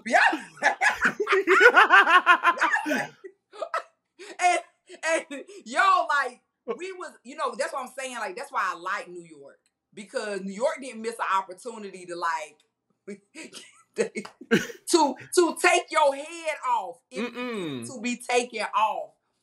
And you're a sheep in wolf's clothing. I'm a wolf. You see me coming. Exactly. So you couldn't deny her how funny that was, man. And we was crying. I was crying, laughing. Like, I could not keep my composure. Look, just as much as you need, like, all of you guys play such critical roles, because just as much as you need someone who's like a villain like New York, and you need someone like Goldie who's going to give you that comedy, you need someone like Shatar, who is in real life, and I'm pretty sure she's a lovely lady, and I'm just talking about in context of the show. You need someone who's in real life delusional and who was committed to it. Yeah. Like, you need it on TV. You need it. You have to. Like, I was thanking God when I told you, when I was in that hotel lobby and I saw her and what she had on, I said, thank you, God. This is it. You have given me my funny. I knew, and 9 times out of 10, if I was saying something funny, it was related to her. Because it's just the delusionalness of it all. What? Did she really take New York's jacket? No, I don't think so. Oh. No, I don't think she did either. I don't think so. No. What you gonna do with it? Well, she had all them titties. What was she gonna do with the jacket? She had a lot of titties. She had them so titties many titties. The titties was here. That was and they was like the lay down titties. They won't even. They was the like. Not the doggy treat titties. Oh my god. Humongous. In our 20s, I was like, those look like grandma titties in our 20s. Yeah. How old was she at the time? I mean, because she told the people she was like 28 or some shit like that. She said she was in her 20s, but she was giving me like 30s vibes. She was giving me 30s vibes. I have no idea though. This episode, we see New York become a whole lot more emotional about her attachment to Flavor Flav. Did you guys see that? Like, she was like becoming very emotional about it. Yeah. I mean, you know, I feel like there perhaps could have been a reason for that. What reason could it have been? You know how it is when you spend a little time with somebody. When you spend a quality time with somebody, you start to have, you know, more and more feelings for them. What you trying to say? I mean, I can say, are you trying to say that New York had went to the had got some flavor? I think she got some flavor. At some what? At some point, I think she got some flavor. You know, that always seemed to make you a little more emotional. It make me emotional. Well, you know what? It used to. Now, you know, I can just... You cut it off? Yeah. At the point at which I'm like, all right, baby, I'll see you later. You know, like, you know, but back in the day, it used to. So what you about to do? Right, you about to go home? All right, I'm finna go do some laundry. I'll talk to you tomorrow. Right. Let's talk about the challenge with the kiddos. Oh. Were you guys, my first question to you is, were you guys really with the kids by yourself? We were really with the kids by ourselves at the park. But Flav was like sitting in the limo watching. We knew that. You know, of course the cameras and everything was there. But I kind of like, I don't know. It just, to me, that one was just extra for no reason. You know what I mean? Just the fact that like, oh, we're going to have, because I thought they was trying to play off the like the throw up thing. So the little boy threw up on me. And I was like. Do you think it was on purpose? Because he like ran up kind of, right? Yeah. It didn't look like vomit. But it wasn't throw up though. Like it was like a purple something. It was yogurt. Like it was clearly yogurt. So I think had it been real, I probably would have reacted a lot more crazy. Cause I don't like throw up at all. Bodily fluids. No, I don't like it at all. That's my one I really don't like. So yeah, no. It was, you know, I was like, oh, okay, all right. They want to see how I'm gonna react to this. But, and you did a good job. Yeah, no, because like I looked at it and was like, oh, okay, it ain't that serious. Got you. And so I'm pretty sure it's probably safe to say that was a production moment. I'm pretty sure. Absolutely. Yeah. Yeah, but I do love kids though. Yeah, no, I love kids. So yeah, I was gonna have fun with the kids anyway. Yeah. In episode 4, Flavor Flav's mom, Mama Drayton, may she rest in peace. She come. I believe she did. I hope I didn't kill the lady. Hold on, let me check. I hope I didn't kill this lady. Hold on. I haven't heard that at all. Well, I hope I didn't kill this lady. I think she gone though. Yeah, she passed away in 2013. I'm about to say, I know she passed. Okay. She gone. Okay, wow. Dang, same year as my dad. Okay. She done with the troubles of this world. Miss Flav.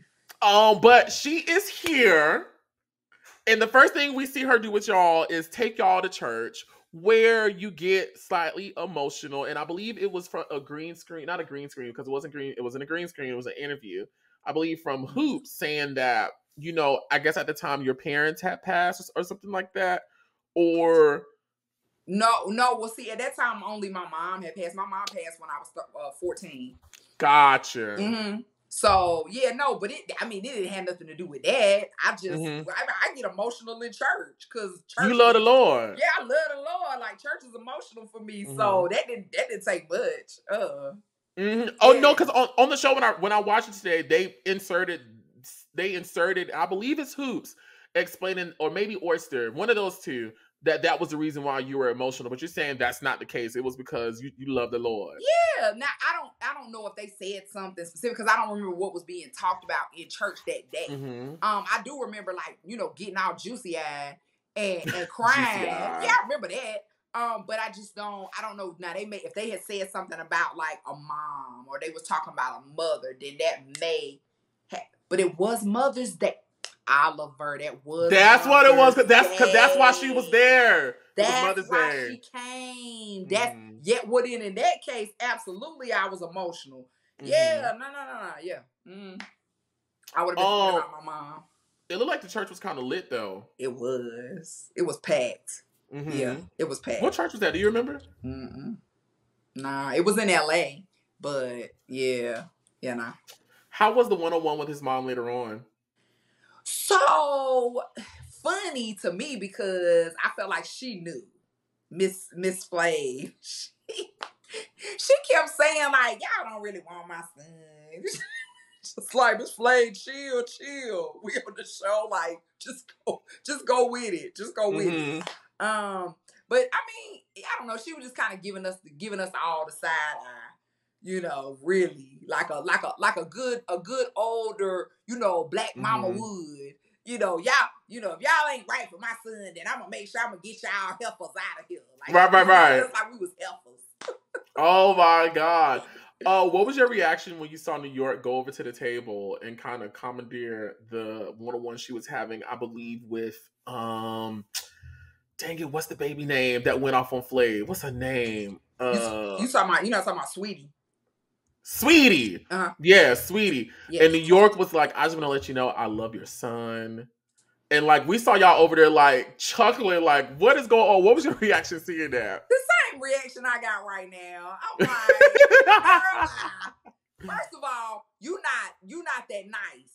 I didn't think she was gonna be cool with his mom at all. Like, I felt like that his mom was gonna see her coming a mile away. Like, don't send New York in. No. I just didn't think that was gonna be a good like connect. New York was working her set, baby. New York had got her a piece, and she said, "I need to lock this in with the mama." New York was focused. The mom, yeah. I gotta make her like me. Good luck, cause she was just a hard cookie. Like his mom was not, your typical like. To me, like, I mean, maybe in real life she was probably a really sweet lady, but to us, she was giving us the like, vibe. Girl, no. I do have this quote. Flav talks to you, and he says to you that he doesn't see you often, but wanted to get to know you. What was going on with you at that moment? Now, earlier you talked about kind of diverting him from getting all up in you and whatnot. Talk to us about, what would have motivated him to say that to you. What were you doing in the competition at that point? So I would love to tell you that I was playing coy, but I really wasn't. Really, it was just a lot of people. And I'm not a type of person, like, I'm not going to fight for your attention. I'm going to wait till you by yourself so I can have, time with you or kick it or whatever the case. So it was always girls in his face. So I would be like, okay, well, whenever you done with them, I'm here. I'll be over here chilling, waiting my turn.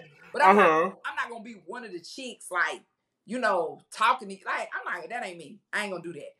So that's kind of what that was. So the more people that went home, the more he started to see me.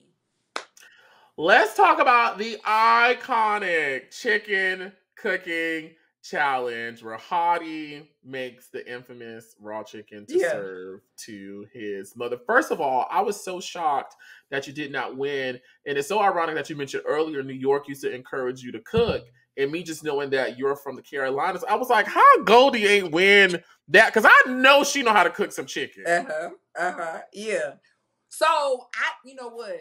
To be honest with you, I tried something new because they gave us so many different ingredients and like stuff that you could use. I mean, we had like a whole table full of any and everything. It wasn't just like flour and seasoning. No, baby. You had like panko breadcrumbs. You had like cornflakes. You had all kind of like stuff. So I was experimenting. I really was kind of having fun with it too and experimenting with my chicken. Now, I knew my chicken was going to be tasty, seasoned, and I knew it was going to be done. That I knew. But you know, I was just kind of having fun and experimenting with the chicken. I wasn't making my traditional like back home chicken. But Heidi, child, I ain't never seen nothing like it, and I hope I don't never see nothing like it again. I tell the story on stage. This girl started to panic, Oliver. She was freaking out. Heidi was like, I've never cooked a raw chicken. Like I've never touched raw chicken before. And I'm looking like, huh? You haven't?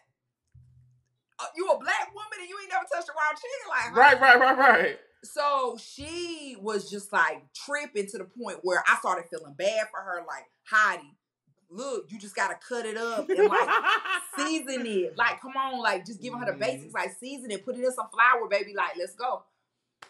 This girl was like, and then you saw the light bulb go off. She was like, I know what I can do. And this girl started when she started decorating this chicken, I was done. So what were y'all doing as y'all cooking y'all's chicken, watching her? Like, did anybody say, Heidi, this chicken is not cooked? Like, you can't do... Did anybody say that to her? No, but I almost did. Like, I almost stopped her from putting it in the microwave because she was like, Goldie, it's a chicken button on the microwave. And I was like, yeah, yeah, it is. But it ain't for that. But in the middle of me getting ready to... I said, no, this is a competition. This is a competition. I'm about to let this just play out. However it play out. And this girl put that whole chicken in the microwave and hit the chicken button. And I don't think she thought it was done. I'm going to just leave it right there. I don't think she thought it was done. I think she just thought I tried and maybe I can get some points for trying. So she was committed. Like, it wasn't like in her brain, like, I'm trying to make a moment. Like, no, she was really trying her very best. Yeah. Oh, my God. She was like, I'm just going to make the most of this moment because I really have no clue how to cook a chicken.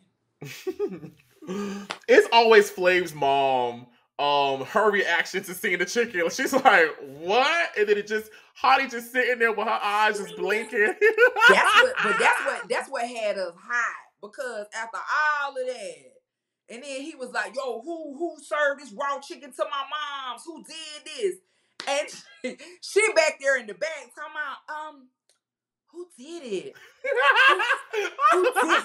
I said, girl, if you don't own up to that chicken, you know that nobody else do that mess but you.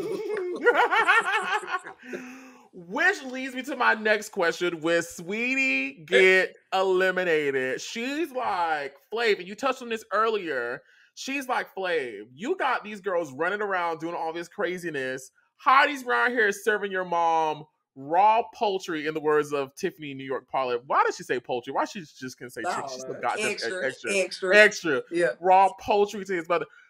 What was your reaction? Because they kept cutting to you. What was your reaction seeing and hearing Sweetie go off on Flav? And was there anything that we did not see on television that happened in real life of her reading Flav? Because she was reading him. No. I think they gave that whole full situation, like, because I'm just standing there like, whoa, like she mad, like, dang. I didn't see that coming. Like, I didn't know she was gonna get that mad at him and go off. Because like I said, you never knew when you were going home. Any elimination could have been your time. Mm-hmm. So I think she kind of got a little too comfortable and like just felt kind of entitled.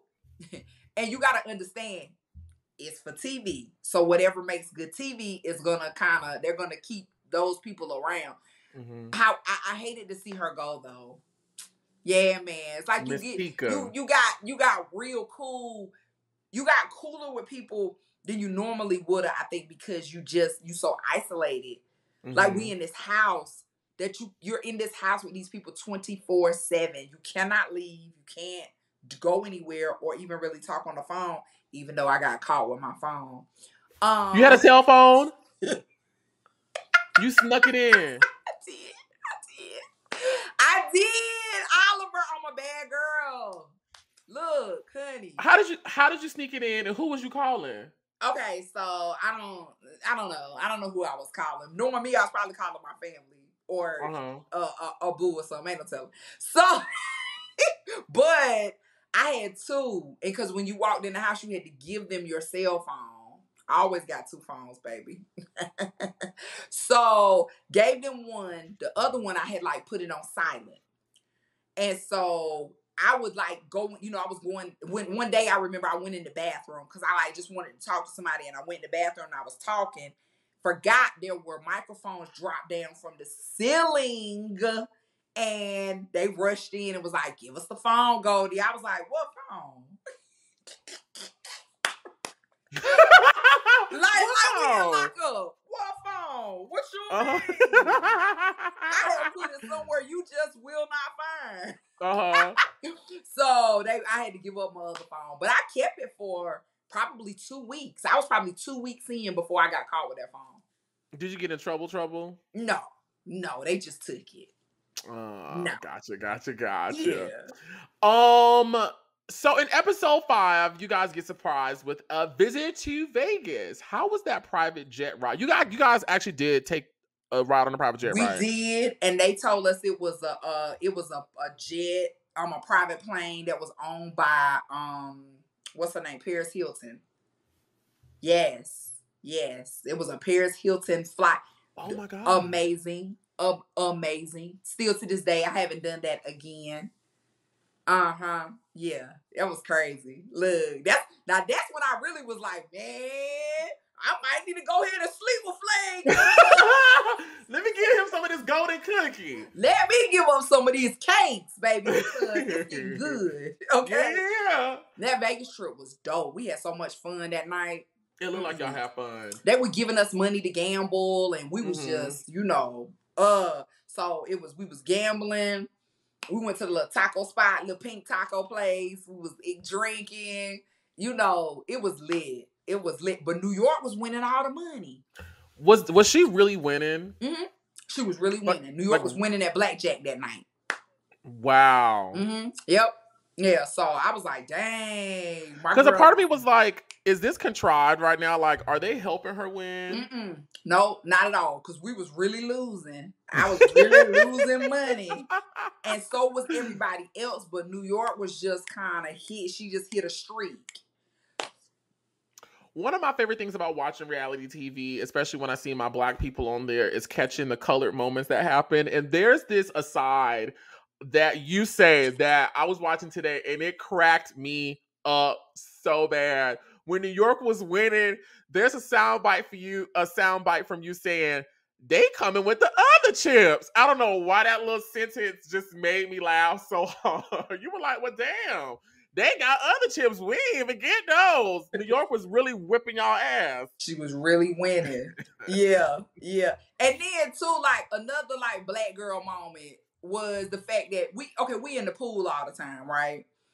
And so you don't think about it because like I wasn't in the pool, in regular life like that much to the point, and now I'm on television. So Hoops was like, "Girl, come here. Let me flat iron your hair because not." What I was trying to do, bumping it, was not getting it together. Okay. Oh, that's so she sweet. said, "Girl, sit down. Let me flat iron your hair, cause it was the root system was getting real crazy. It was getting crazy. It was getting crazy. Oh man. Later on in that episode, Red Oyster says that she has to leave because her dad got in a car accident. Were you truly shocked? Yeah, because I mean, of course, you think at first like, whoa, wait a minute, is this like real? But then it's like, yeah, because we kind of had at that point we had kind of figured out when they bring in an element to just, spice it up. But then that moment felt real to us. Mm-hmm. Yeah. And I hated to see her go. You were standing right there when Oyster comes back to the fold, and Hottie's like, the same thing happened to me when I was in college. And Oyster was like, shut the fuck up. This is not your moment. Do you remember hearing that? Mm-hmm. What was your reaction? Like, shut your mouth. Watch your mouth. Nope, stop. And I agreed. Like, I agree with her. Like, you ain't gotta have to have the same moment. Stop. So if Red Oyster would have stayed, she would have, if she hadn't stepped out of line and said that Flav told her that she was going to stay that night, which means it would have been down to Hottie and it would have been down to New York. Out of those two girls, who do you think would have got the boot that night? Between Hottie and New York? Mm-hmm. Those were the last two girls left that hadn't gotten the clock. And he told Oyster she would have stayed. Like if her dad hadn't gotten in a car accident, that she would have stayed. And it was only New York and Hottie. I definitely think New York wasn't going anywhere. Mm-hmm. Okay, because I just think she was solidifying her position within the house. Yeah, I don't think she was going anywhere. I think Hottie really hunching that man like that. I don't know. I didn't see anything. I didn't hear anything. But one would believe that she was getting it in. Yeah, I got you. Flav in episode 6, Flav comes and gets you guys, not including New York, to reveal that Hottie was on another dating show. One, do you think Flav was really just watching TV, or was that a production thing? And why do you think he got you girls specifically and not New York? I absolutely think that was a production thing. Mm-hmm. And I think that he got us because our reactions were going to be more, funny and extra, surprise. Mm-hmm. I think New York probably just would have been all sultry about it. Like, I told you, Flav, I'm the only one really here for you kind of thing. Like, we was going to be more animated about, seeing it. Yeah. So, but no, I think definitely, Flav, I don't think Flav was watching TV like that. No, I think production was like, here, look at this. See, she out here. She for the streets. She for the streets and the TV screens.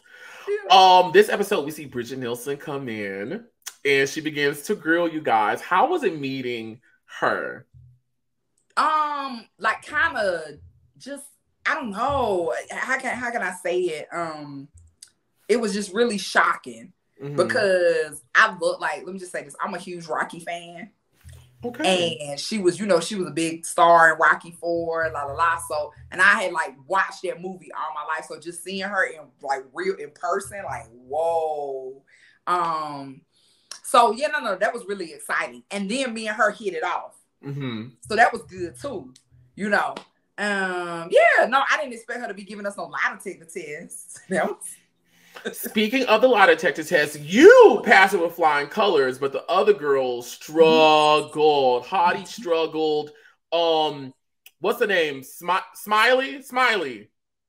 Laylene started crying and breaking down and all this other stuff. How was it watching that back and seeing how the other girls were like bombing? So, you mean, okay, because at the moment you Yeah, you didn't know, but I'm saying like you at home watching it back, seeing later. Their experience. Yeah, how was that? No, later I was just like, what? Like, come on, y'all. Like, how are y'all fumbling and struggling right now with this? Like, I feel like the whole show, like everybody pretty much kind of had their game face. Or at least like knew the strategy of what they was, what they were doing. They got to the lie detector test and fell apart. Like, I me. Hey, let's go. It is what it is, right? It is what it is. Ask me a question. I got you. Yes, no, yes, no. Like, my strategy was don't think, just answer. Don't think. Look. Did you get asked anything that you felt like would have had a negative impact on your gameplay or your standing in the competition, or was your experience pretty cool? As far as you specifically for the lie detector? Mm-hmm. I think maybe when the question where, you know, she was kind of like, well, you know, it's something to the effect of like, do you really want to be with him? Or are you like something kind of, I don't remember exactly, but kind of, do you really want to be with him? And, you know, it was like, yes.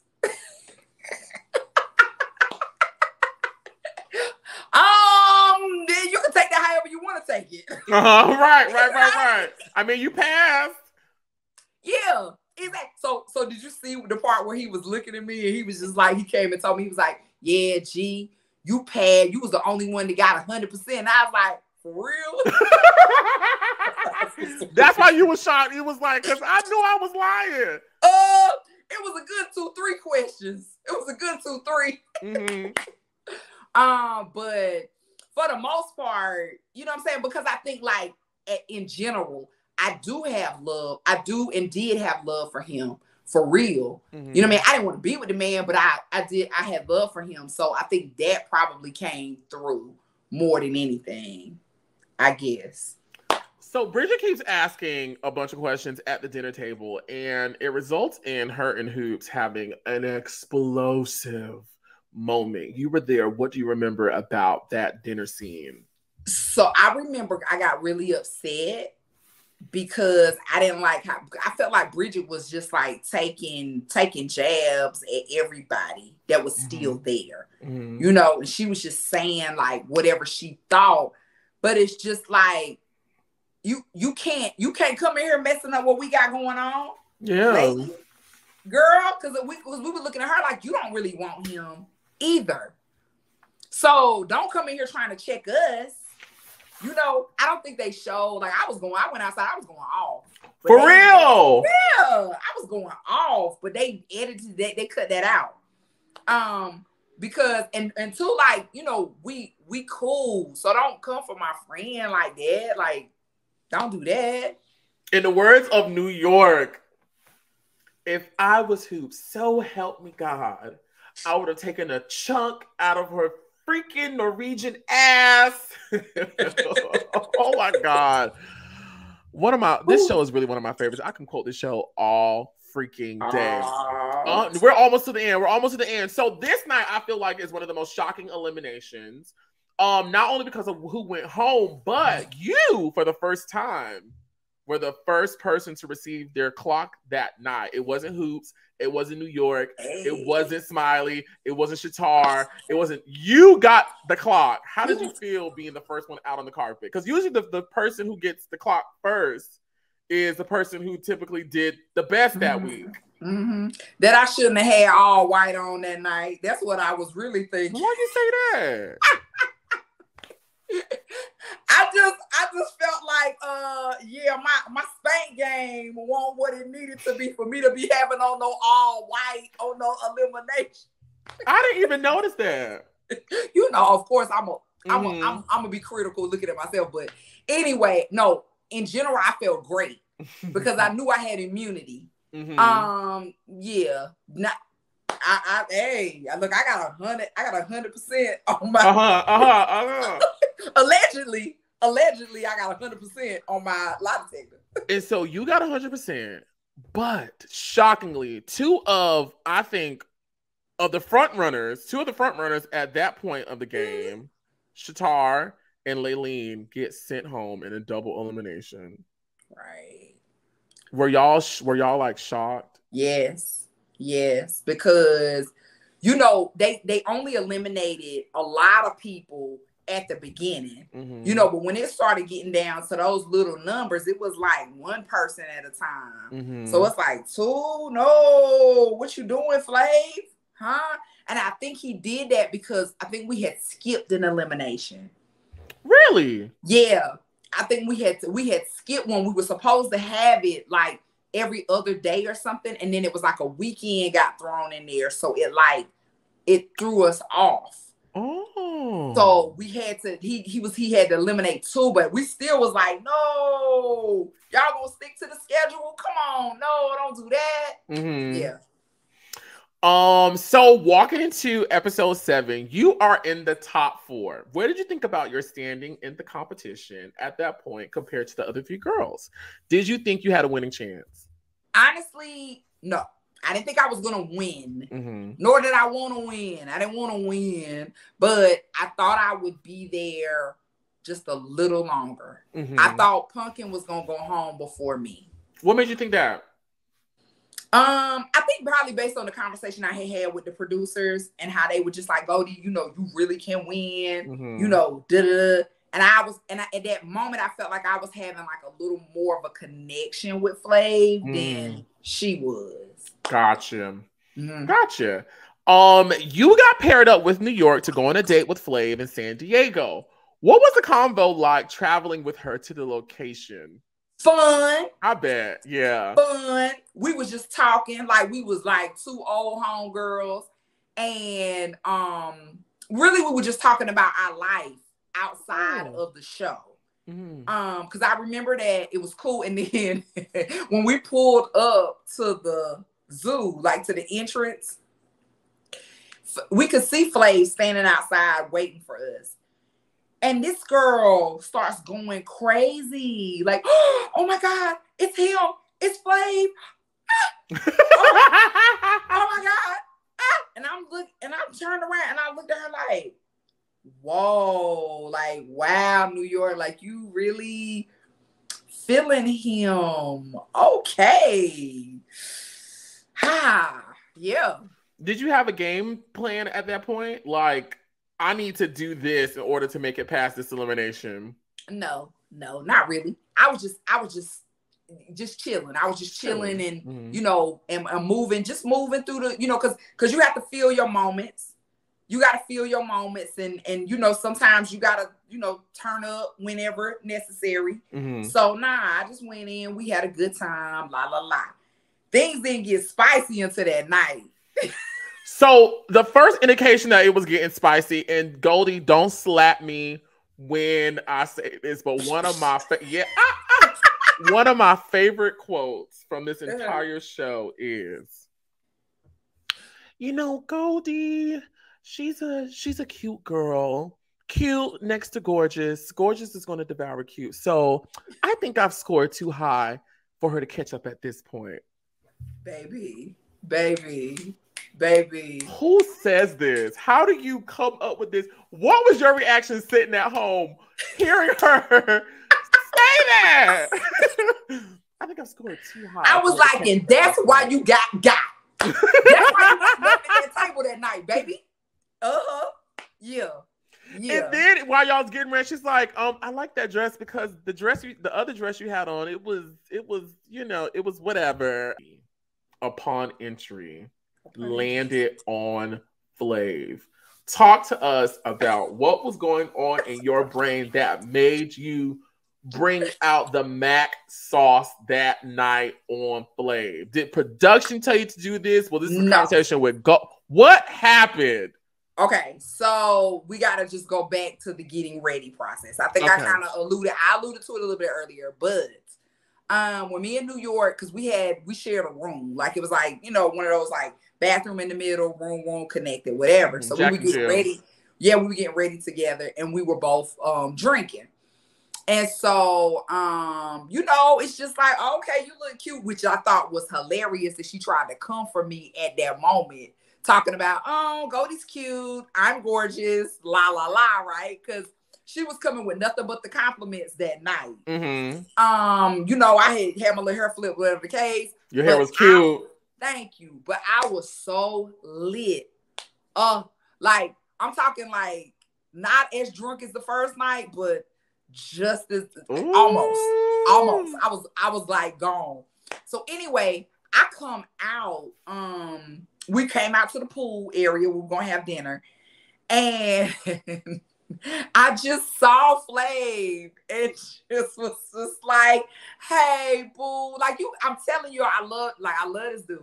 So when I saw him, I was like, hey, boo. And I just grabbed him and just kissed him. Flav was waiting on you.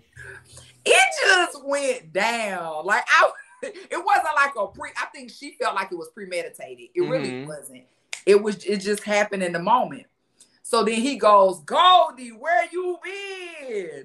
And I was just like, hey, I've been here the whole time, baby. So, you know, during dinner or whatever, I'm literally trying to eat so that I can sober up because I know I'm too gone. And so I'm like trying to eat. New York is over there throwing daggers, baby. She was pissed at me. What was she doing? This whole day, we've been so cool, talking, coming all the way to San Diego.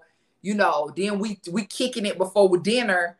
But you under the idea that I'm just getting ready to let you just have your way, love. It's not going to happen. Yeah. So, you know, she was just kind of, I could tell she was just really mad because she wasn't talking to me at all. And she was giving me evil, dirty looks.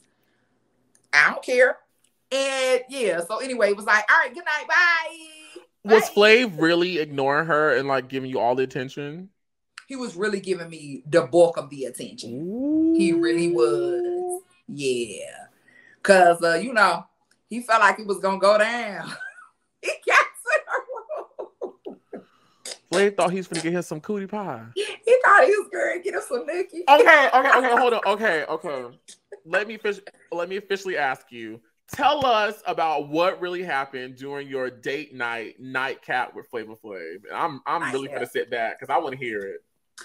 Okay, so we go to the room, and of course, you know the cameras are following. So you know this is like a huge suite. This is like beautiful at the W Hotel.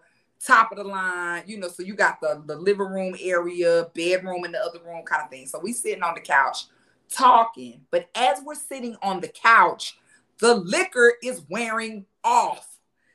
So I'm nowhere near as tipsy as I was 2 hours earlier, whatever, when I kissed him. So Flav is looking at me like, Goldie, you acting like you know, you starting to get cold on me type situation. And it's just like, I'm like, no, I'm actually coming back to like, you know, right mind. So then he gets the idea that the camera, y'all gotta go. Cause the only reason she ain't, you know, giving up the cookie is cause y'all in here in our face. Y'all gotta go. So he makes them leave, which I didn't even know he could do because he'd never done that. The whole entire show, he had never made the camera crew leave. So he made them leave. And once they left, he immediately goes in the bathroom and turns on the water in the tub because he wants us to take a bubble bath. So, honey, as the water is running, I am sitting there panicking because I know I don't want to take a bath. I am like, nah, baby, I'm clean. I done had my bath for the day. Yeah, I only take one bath, and I done had my today's bath, so I'm good. I'm so good. And so Flav is pacing. So Flav is smoking a J. He pacing back and forth, la la la. And I'm sitting on the edge of the bed, just like, okay, you gotta come up with something. You gotta do something. So I just get up and go in there and turn the water off. I just turn it off. And then I come back and I sit on the side of the bed. And he's talking to me, but then he goes, did you turn the water off? And I'm like, mm-hmm. And he's like, oh, so you don't want to? And I'm like, mm-mm. And he was like, okay, cool. So, so he just sits down beside me and tells me how I'm such a good woman, blah, blah, blah. We kick it, chill, fall asleep talking, get up the next morning, and I get eliminated the next day. Okay. My first question is, did you at least see it? Did you? You didn't see it. Damn. I didn't see it. No, because I'm one of those type of women. I feel like if I see it, I gotta do something with it. If I see it. Yeah, I'm that type of girl too. Don't show me it. I'm like, don't speak it, don't say it, don't speak it, don't say it, don't think it, don't say it. Like, let's keep it covered. Yes, I don't want to see it. If I'm not trying to play, I don't want to play. Don't bring it out, bring it out, bring it out. Oh, it's hard to yell when Flav's dick is in your mouth.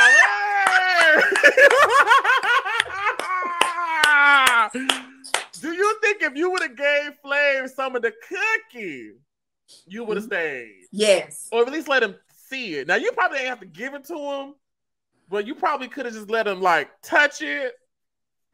I would have let Flav touch my cookie. I would let him. I think the grown woman that I am today, we probably would have had a lot more fun. I just put that. We probably would have had a lot more fun than we had.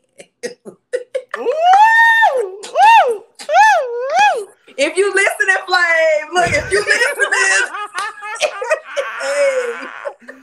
Come circle the block, Flav. Wait, are you single? Are you single? Yeah, now, yeah. Mm-hmm. Flav, come circle the block, Flav, okay? So you come back so happy. You come back jumping and cheering with Pumpkin and Hoops. Did you think you were staying? I thought I would stay longer. Like I said, I thought that I was gonna be there past Pumpkin. So literally the night I left, I was shocked. Wow. I was shocked. I was not expecting to go home that night. And like I said, every elimination, we had our stuff packed. You know, to go. That night, I didn't pack. Oh. That was the first night I didn't pack. So they gave me a chance to go. After I got eliminated, they gave me a chance to go back upstairs and pack my stuff. And then, you write your real name and your real phone number on the mirror in lipstick. So that the people that are still there can call you when they come home. Wait, so y'all was doing Drag Race before Drag Race? Because, on Drag Race, when the girls get eliminated, they write a message on the mirror in the dressing room in red lipstick. So when the girls who stayed come in, they read it. Hey, y'all was doing that on Flavor of Love. Yeah, just like Miss Mississippi did on P Valley when she left. That's exactly what we used to do. Yeah, every elimination, you would write it on the mirror for your girls. So when they got home, they could call you. Wow, that is crazy. Flav said he eliminated you because you told him you just wanted to be his friend, but it sounds like to me it's really because you turned that water off and ain't, that's what it sounded like to me. Well, I had to follow up with like, why did you turn the water off kind of conversation, and it was, I was like, really, Flav, I got so much love for you, but I just didn't want to go there. Right. I didn't want to go there. Yeah. So you told us earlier, once you guys get eliminated, you immediately go home. You went home, and I guess I'm assuming just went back to your normal life, right? I did. Yeah. Yeah, I did. And it was wild because that was such a huge like experience. Like I was new to LA. I had only been in LA 2 months when I got the show. And so it was a huge experience. I'm on stage doing comedy every night, and I can't talk about it. Because, you under contract, you can't talk about it until it comes on TV. And then you can't say anything prior to what they show on TV. Yeah. Yeah, so I'm like, dang, like, I really got a lot to talk about, y'all, but maybe, I'll do it later kind of thing. Just went back to regular life. I remember the first time I got recognized, though, I was in a Sephora. And I was like, you just standing around smelling all the different perfumes. And it was a girl standing beside me. And I had asked her, I said, "Ooh, girl, have you smelled this?" And she was giving me stank energy, like, no, I ain't never. And then she said, "Oh my God, you're you're Goldie. And I'm just like, you're not won't even thinking about it. You know what I mean? I just got out of work. And I'm like, yeah. She's like, oh, she lost it. That was the very first time I got recognized. Oh, that is so special. I want to know, just a little production nerd in me. When did you guys film your interviews that they inserted in the show? Nowadays they call them confessionals, which, guys, they are not confessionals. That is not the right term for those. What's okay? the term? The right term is interview. It's either an interview or your green screen interview. Confessionals would be what you see like in the Big Brother house, or when they did Real World, when a person goes into a room and they're talking to a camera. That is a confessional. So we did that too. It was some of that too, I guess you could say, but it would be like somebody behind the camera asking you questions, but you're talking directly into a camera. We did that in the pool house. We did that in one of the upstairs bedrooms, I think. So y'all were doing this while y'all were filming the show? Yep, while we were there. And they just made y'all wear the same outfit each time? Yep, you had to wear that same shirt or two for every one of your confessionals. Or your interview. No, it's okay. No, it's okay. I just like poking at the people. Right. Okay.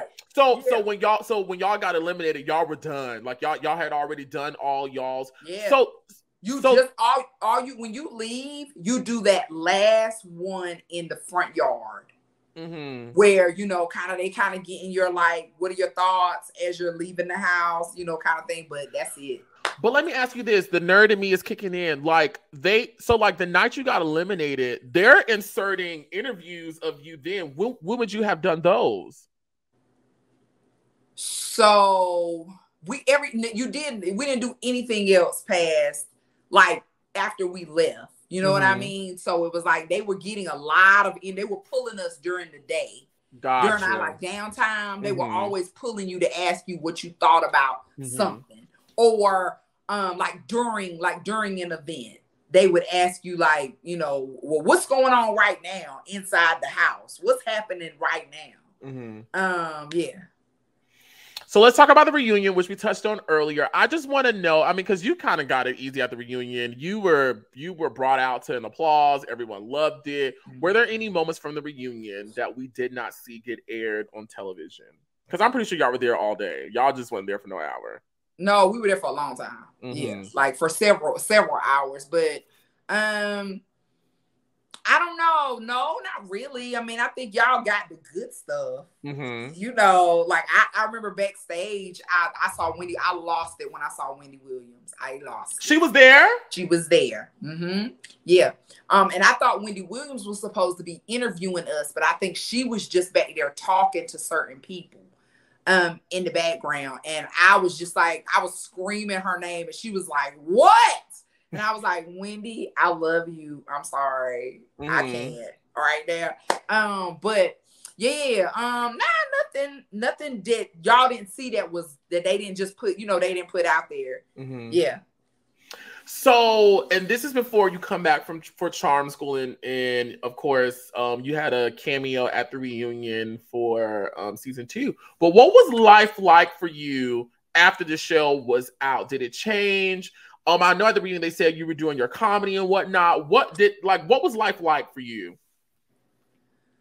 So, it's funny because I think prior to that, nobody can really understand what it is to be famous and broke. Like, usually fame comes with money or you get whatever. But reality TV is not like that. Like, you literally walked away with like a check to pay your rent. And then you back to square one. So, it was crazy, but it was like really fun because I kind of had this, now I had like this end, it's like people know you. So, you're brought into certain things and around famous people that normally I wouldn't have, as a fresh comedian, I wouldn't have been able to be around, those circles. So that was really dope. And I think it helped me tremendously. It's still to this day, still people still booking me because I'm Goldie from Flavor Flav. Yeah, but I I think my LA experience would not have been anything close to what it was had I not done that show. So you know, it was great. I remember a couple years ago, you went viral on the internet because everyone was celebrating you completing school and getting a degree. Tell us what you're doing now these days. So, girl, who over there finna go to jail? Child, it's sirens and all kind of stuff. Girl, I hear. We in the D, baby. It's going down. Jesus. You know, everybody stay strapped around here. Oh my God. But yeah. So I'm a licensed clinical social worker, aka a therapist. Really? Yes. That is beautiful. I'm a fully licensed therapist, y'all. Funny enough, I work right now. I work for BetterHelp. The virtual therapy service. Oh my God. So I'm with a social media agency and they just gave us free BetterHelp memberships. And I just had mine for like the last 3 months. Why didn't I get paired with you? I don't know, baby. I don't know. I wish you had. But then again, like I know you in another capacity, so I wouldn't be able to like be your therapist. Yeah. So, you know, that became pretty much my world for a long time because it's like I had to focus. Like I was in school, I was in grad school, had to just, be all about that. And while I was going through my supervision to become licensed, I had to focus on one thing. So I was doing that.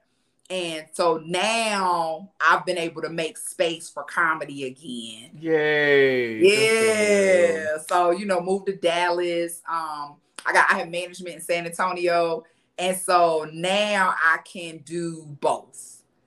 And yeah, and just, because I'm an academic person anyway. I'm kind of like a little nerd myself, for real. So a lot of people, might even not really know that about me, but yeah. So, I think me being able, and I'm a Gemini, so me being able to have that duality every day is really cool. That's what's up. Yeah. Anything you want to shout out to the people? Do you have any upcoming shows, any merch, any links, anywhere you want the people to visit, click, subscribe, follow? What you got for us? Okay, so y'all definitely my show Goldie Interviews. I do it every Thursday, 7 p.m. Central Time. It's on Instagram. My Instagram is Goldie_98. Y'all, please follow me. And I'm actually transferring my videos from there onto my YouTube channel, which is Courtney Goldie Jackson. Goldie in quotes, like you see it right here. And let's see, my next show. I'm gonna be in Chicago. I'm gonna be in Chicago May 7th.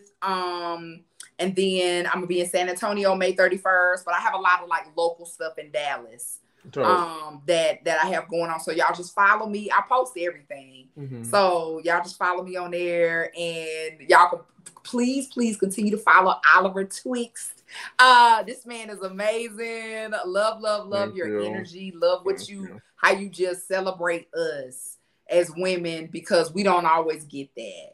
Oh no, y'all should be celebrated. I appreciate it. I really do. Thank you. You know what I'm saying? That show came out a long time ago, baby, but you made it seem like it was. Yeah. Right now. Thank you. I appreciate it. No, y'all deserve it. Y'all deserve it. I feel like you guys are a part of Flavor Flav, Top Model, American Idol. You guys are a part of the wave of modern day reality TV. None of them housewives, none of them hoes. Kid, basketball wives, hell, even me, with the Netflix and all this other stuff, we wouldn't exist if y'all wasn't doing y'all thing. Oh, do you remember Frenchie from Frenchie Davis? Yeah. Yes, I just had a show with her. I just performed with her in New Orleans for Mardi Gras. Yeah, that's my girl. Yeah, yes, she's so cool. That is what's up. Listen, my last question to you before you go is: if you were standing before Flavor Flav right now, in 2023, you're standing right in front of him, what would you say to him? Give me a kiss with tongue. With tongue. Would you really? Yeah. Goldie! Come here, Flav. I say, come here, boo. Come here. I love it. I call him chocolate drop, because that's what I used to call him on the show. Come here, chocolate drop. Come drop all over this gold. Ooh, I love it. Goldie, I've had so much fun with you. Thank you for popping my Flavor of Love cherry. And being the first person I talked to about one of my favorite shows. I greatly appreciate you. And I would love to come on your channel and get interviewed. Can I? Am I important enough? Yes. Yes, you are. Please. Thank you. Thank you. I would love to bring you on. Anytime. You have to let me know when you're free, love. When you have time. Okay. Mm-hmm. Yeah. And okay, you went to Morehouse. I see you. I graduated from Morehouse College. Yes, that's big. And thank you for making that distinction. Because a lot of people go to school to pledge, and that's it. That's it. No, I graduated as their #1 music student in 2017. Nice. That's when I graduated from Fayetteville State University with my master's in 2017, baby. HBCU love. HBCU love is none greater out there. None greater. Goldie, I'm gonna let you go, girl. We've been talking for a long ass time. Okay? Yeah. I'm gonna go in here and eat me some chicken, and I hope it's just as lovely as the chicken you had. Okay. Listen, y'all, this has been an amazing chat with our girl Goldie. All the links that you heard her shout out will be down below in the description box. So just click down there and peruse around. Please, please, please patronize them all. I love you guys. You guys can check out my YouTube channel where you can find so many other chats on reality TV of me just being a nosy bitch getting down to the things of the freaking things. I'm so excited to be starting this journey with Flavor of Love. And Goldie has really set us up for a good time. Hopefully all the girls that I get after this will be just as good because you have set the bar so freaking high. Listen. Thank you. So welcome. I love you guys. Thank you so much for tuning in. And until next time, my friends, be sure to what? Pray and Kegel. I love you. Bye, y'all. 3+1 Events presents the hottest party going down in Atlanta this Labor Day weekend, the Atlanta Black Pride Showcase. Welcome to the Candy Shop. It's going down September 2nd at 10 p.m. at Club Essex in Atlanta. This night will be filled with live entertainment from your social media faves, an open bar, a fashion show, and we even got a special exotic meal review featuring celebrity DJ Rowe, and hosted by social media stars Mooney and Cello, with a special appearance from Netflix and WeTV's own Oliver Twixt. Tickets are available right now on eventbrite.com. The open and free parking are included. Hey man, this is an event that you do not want to miss. See you there.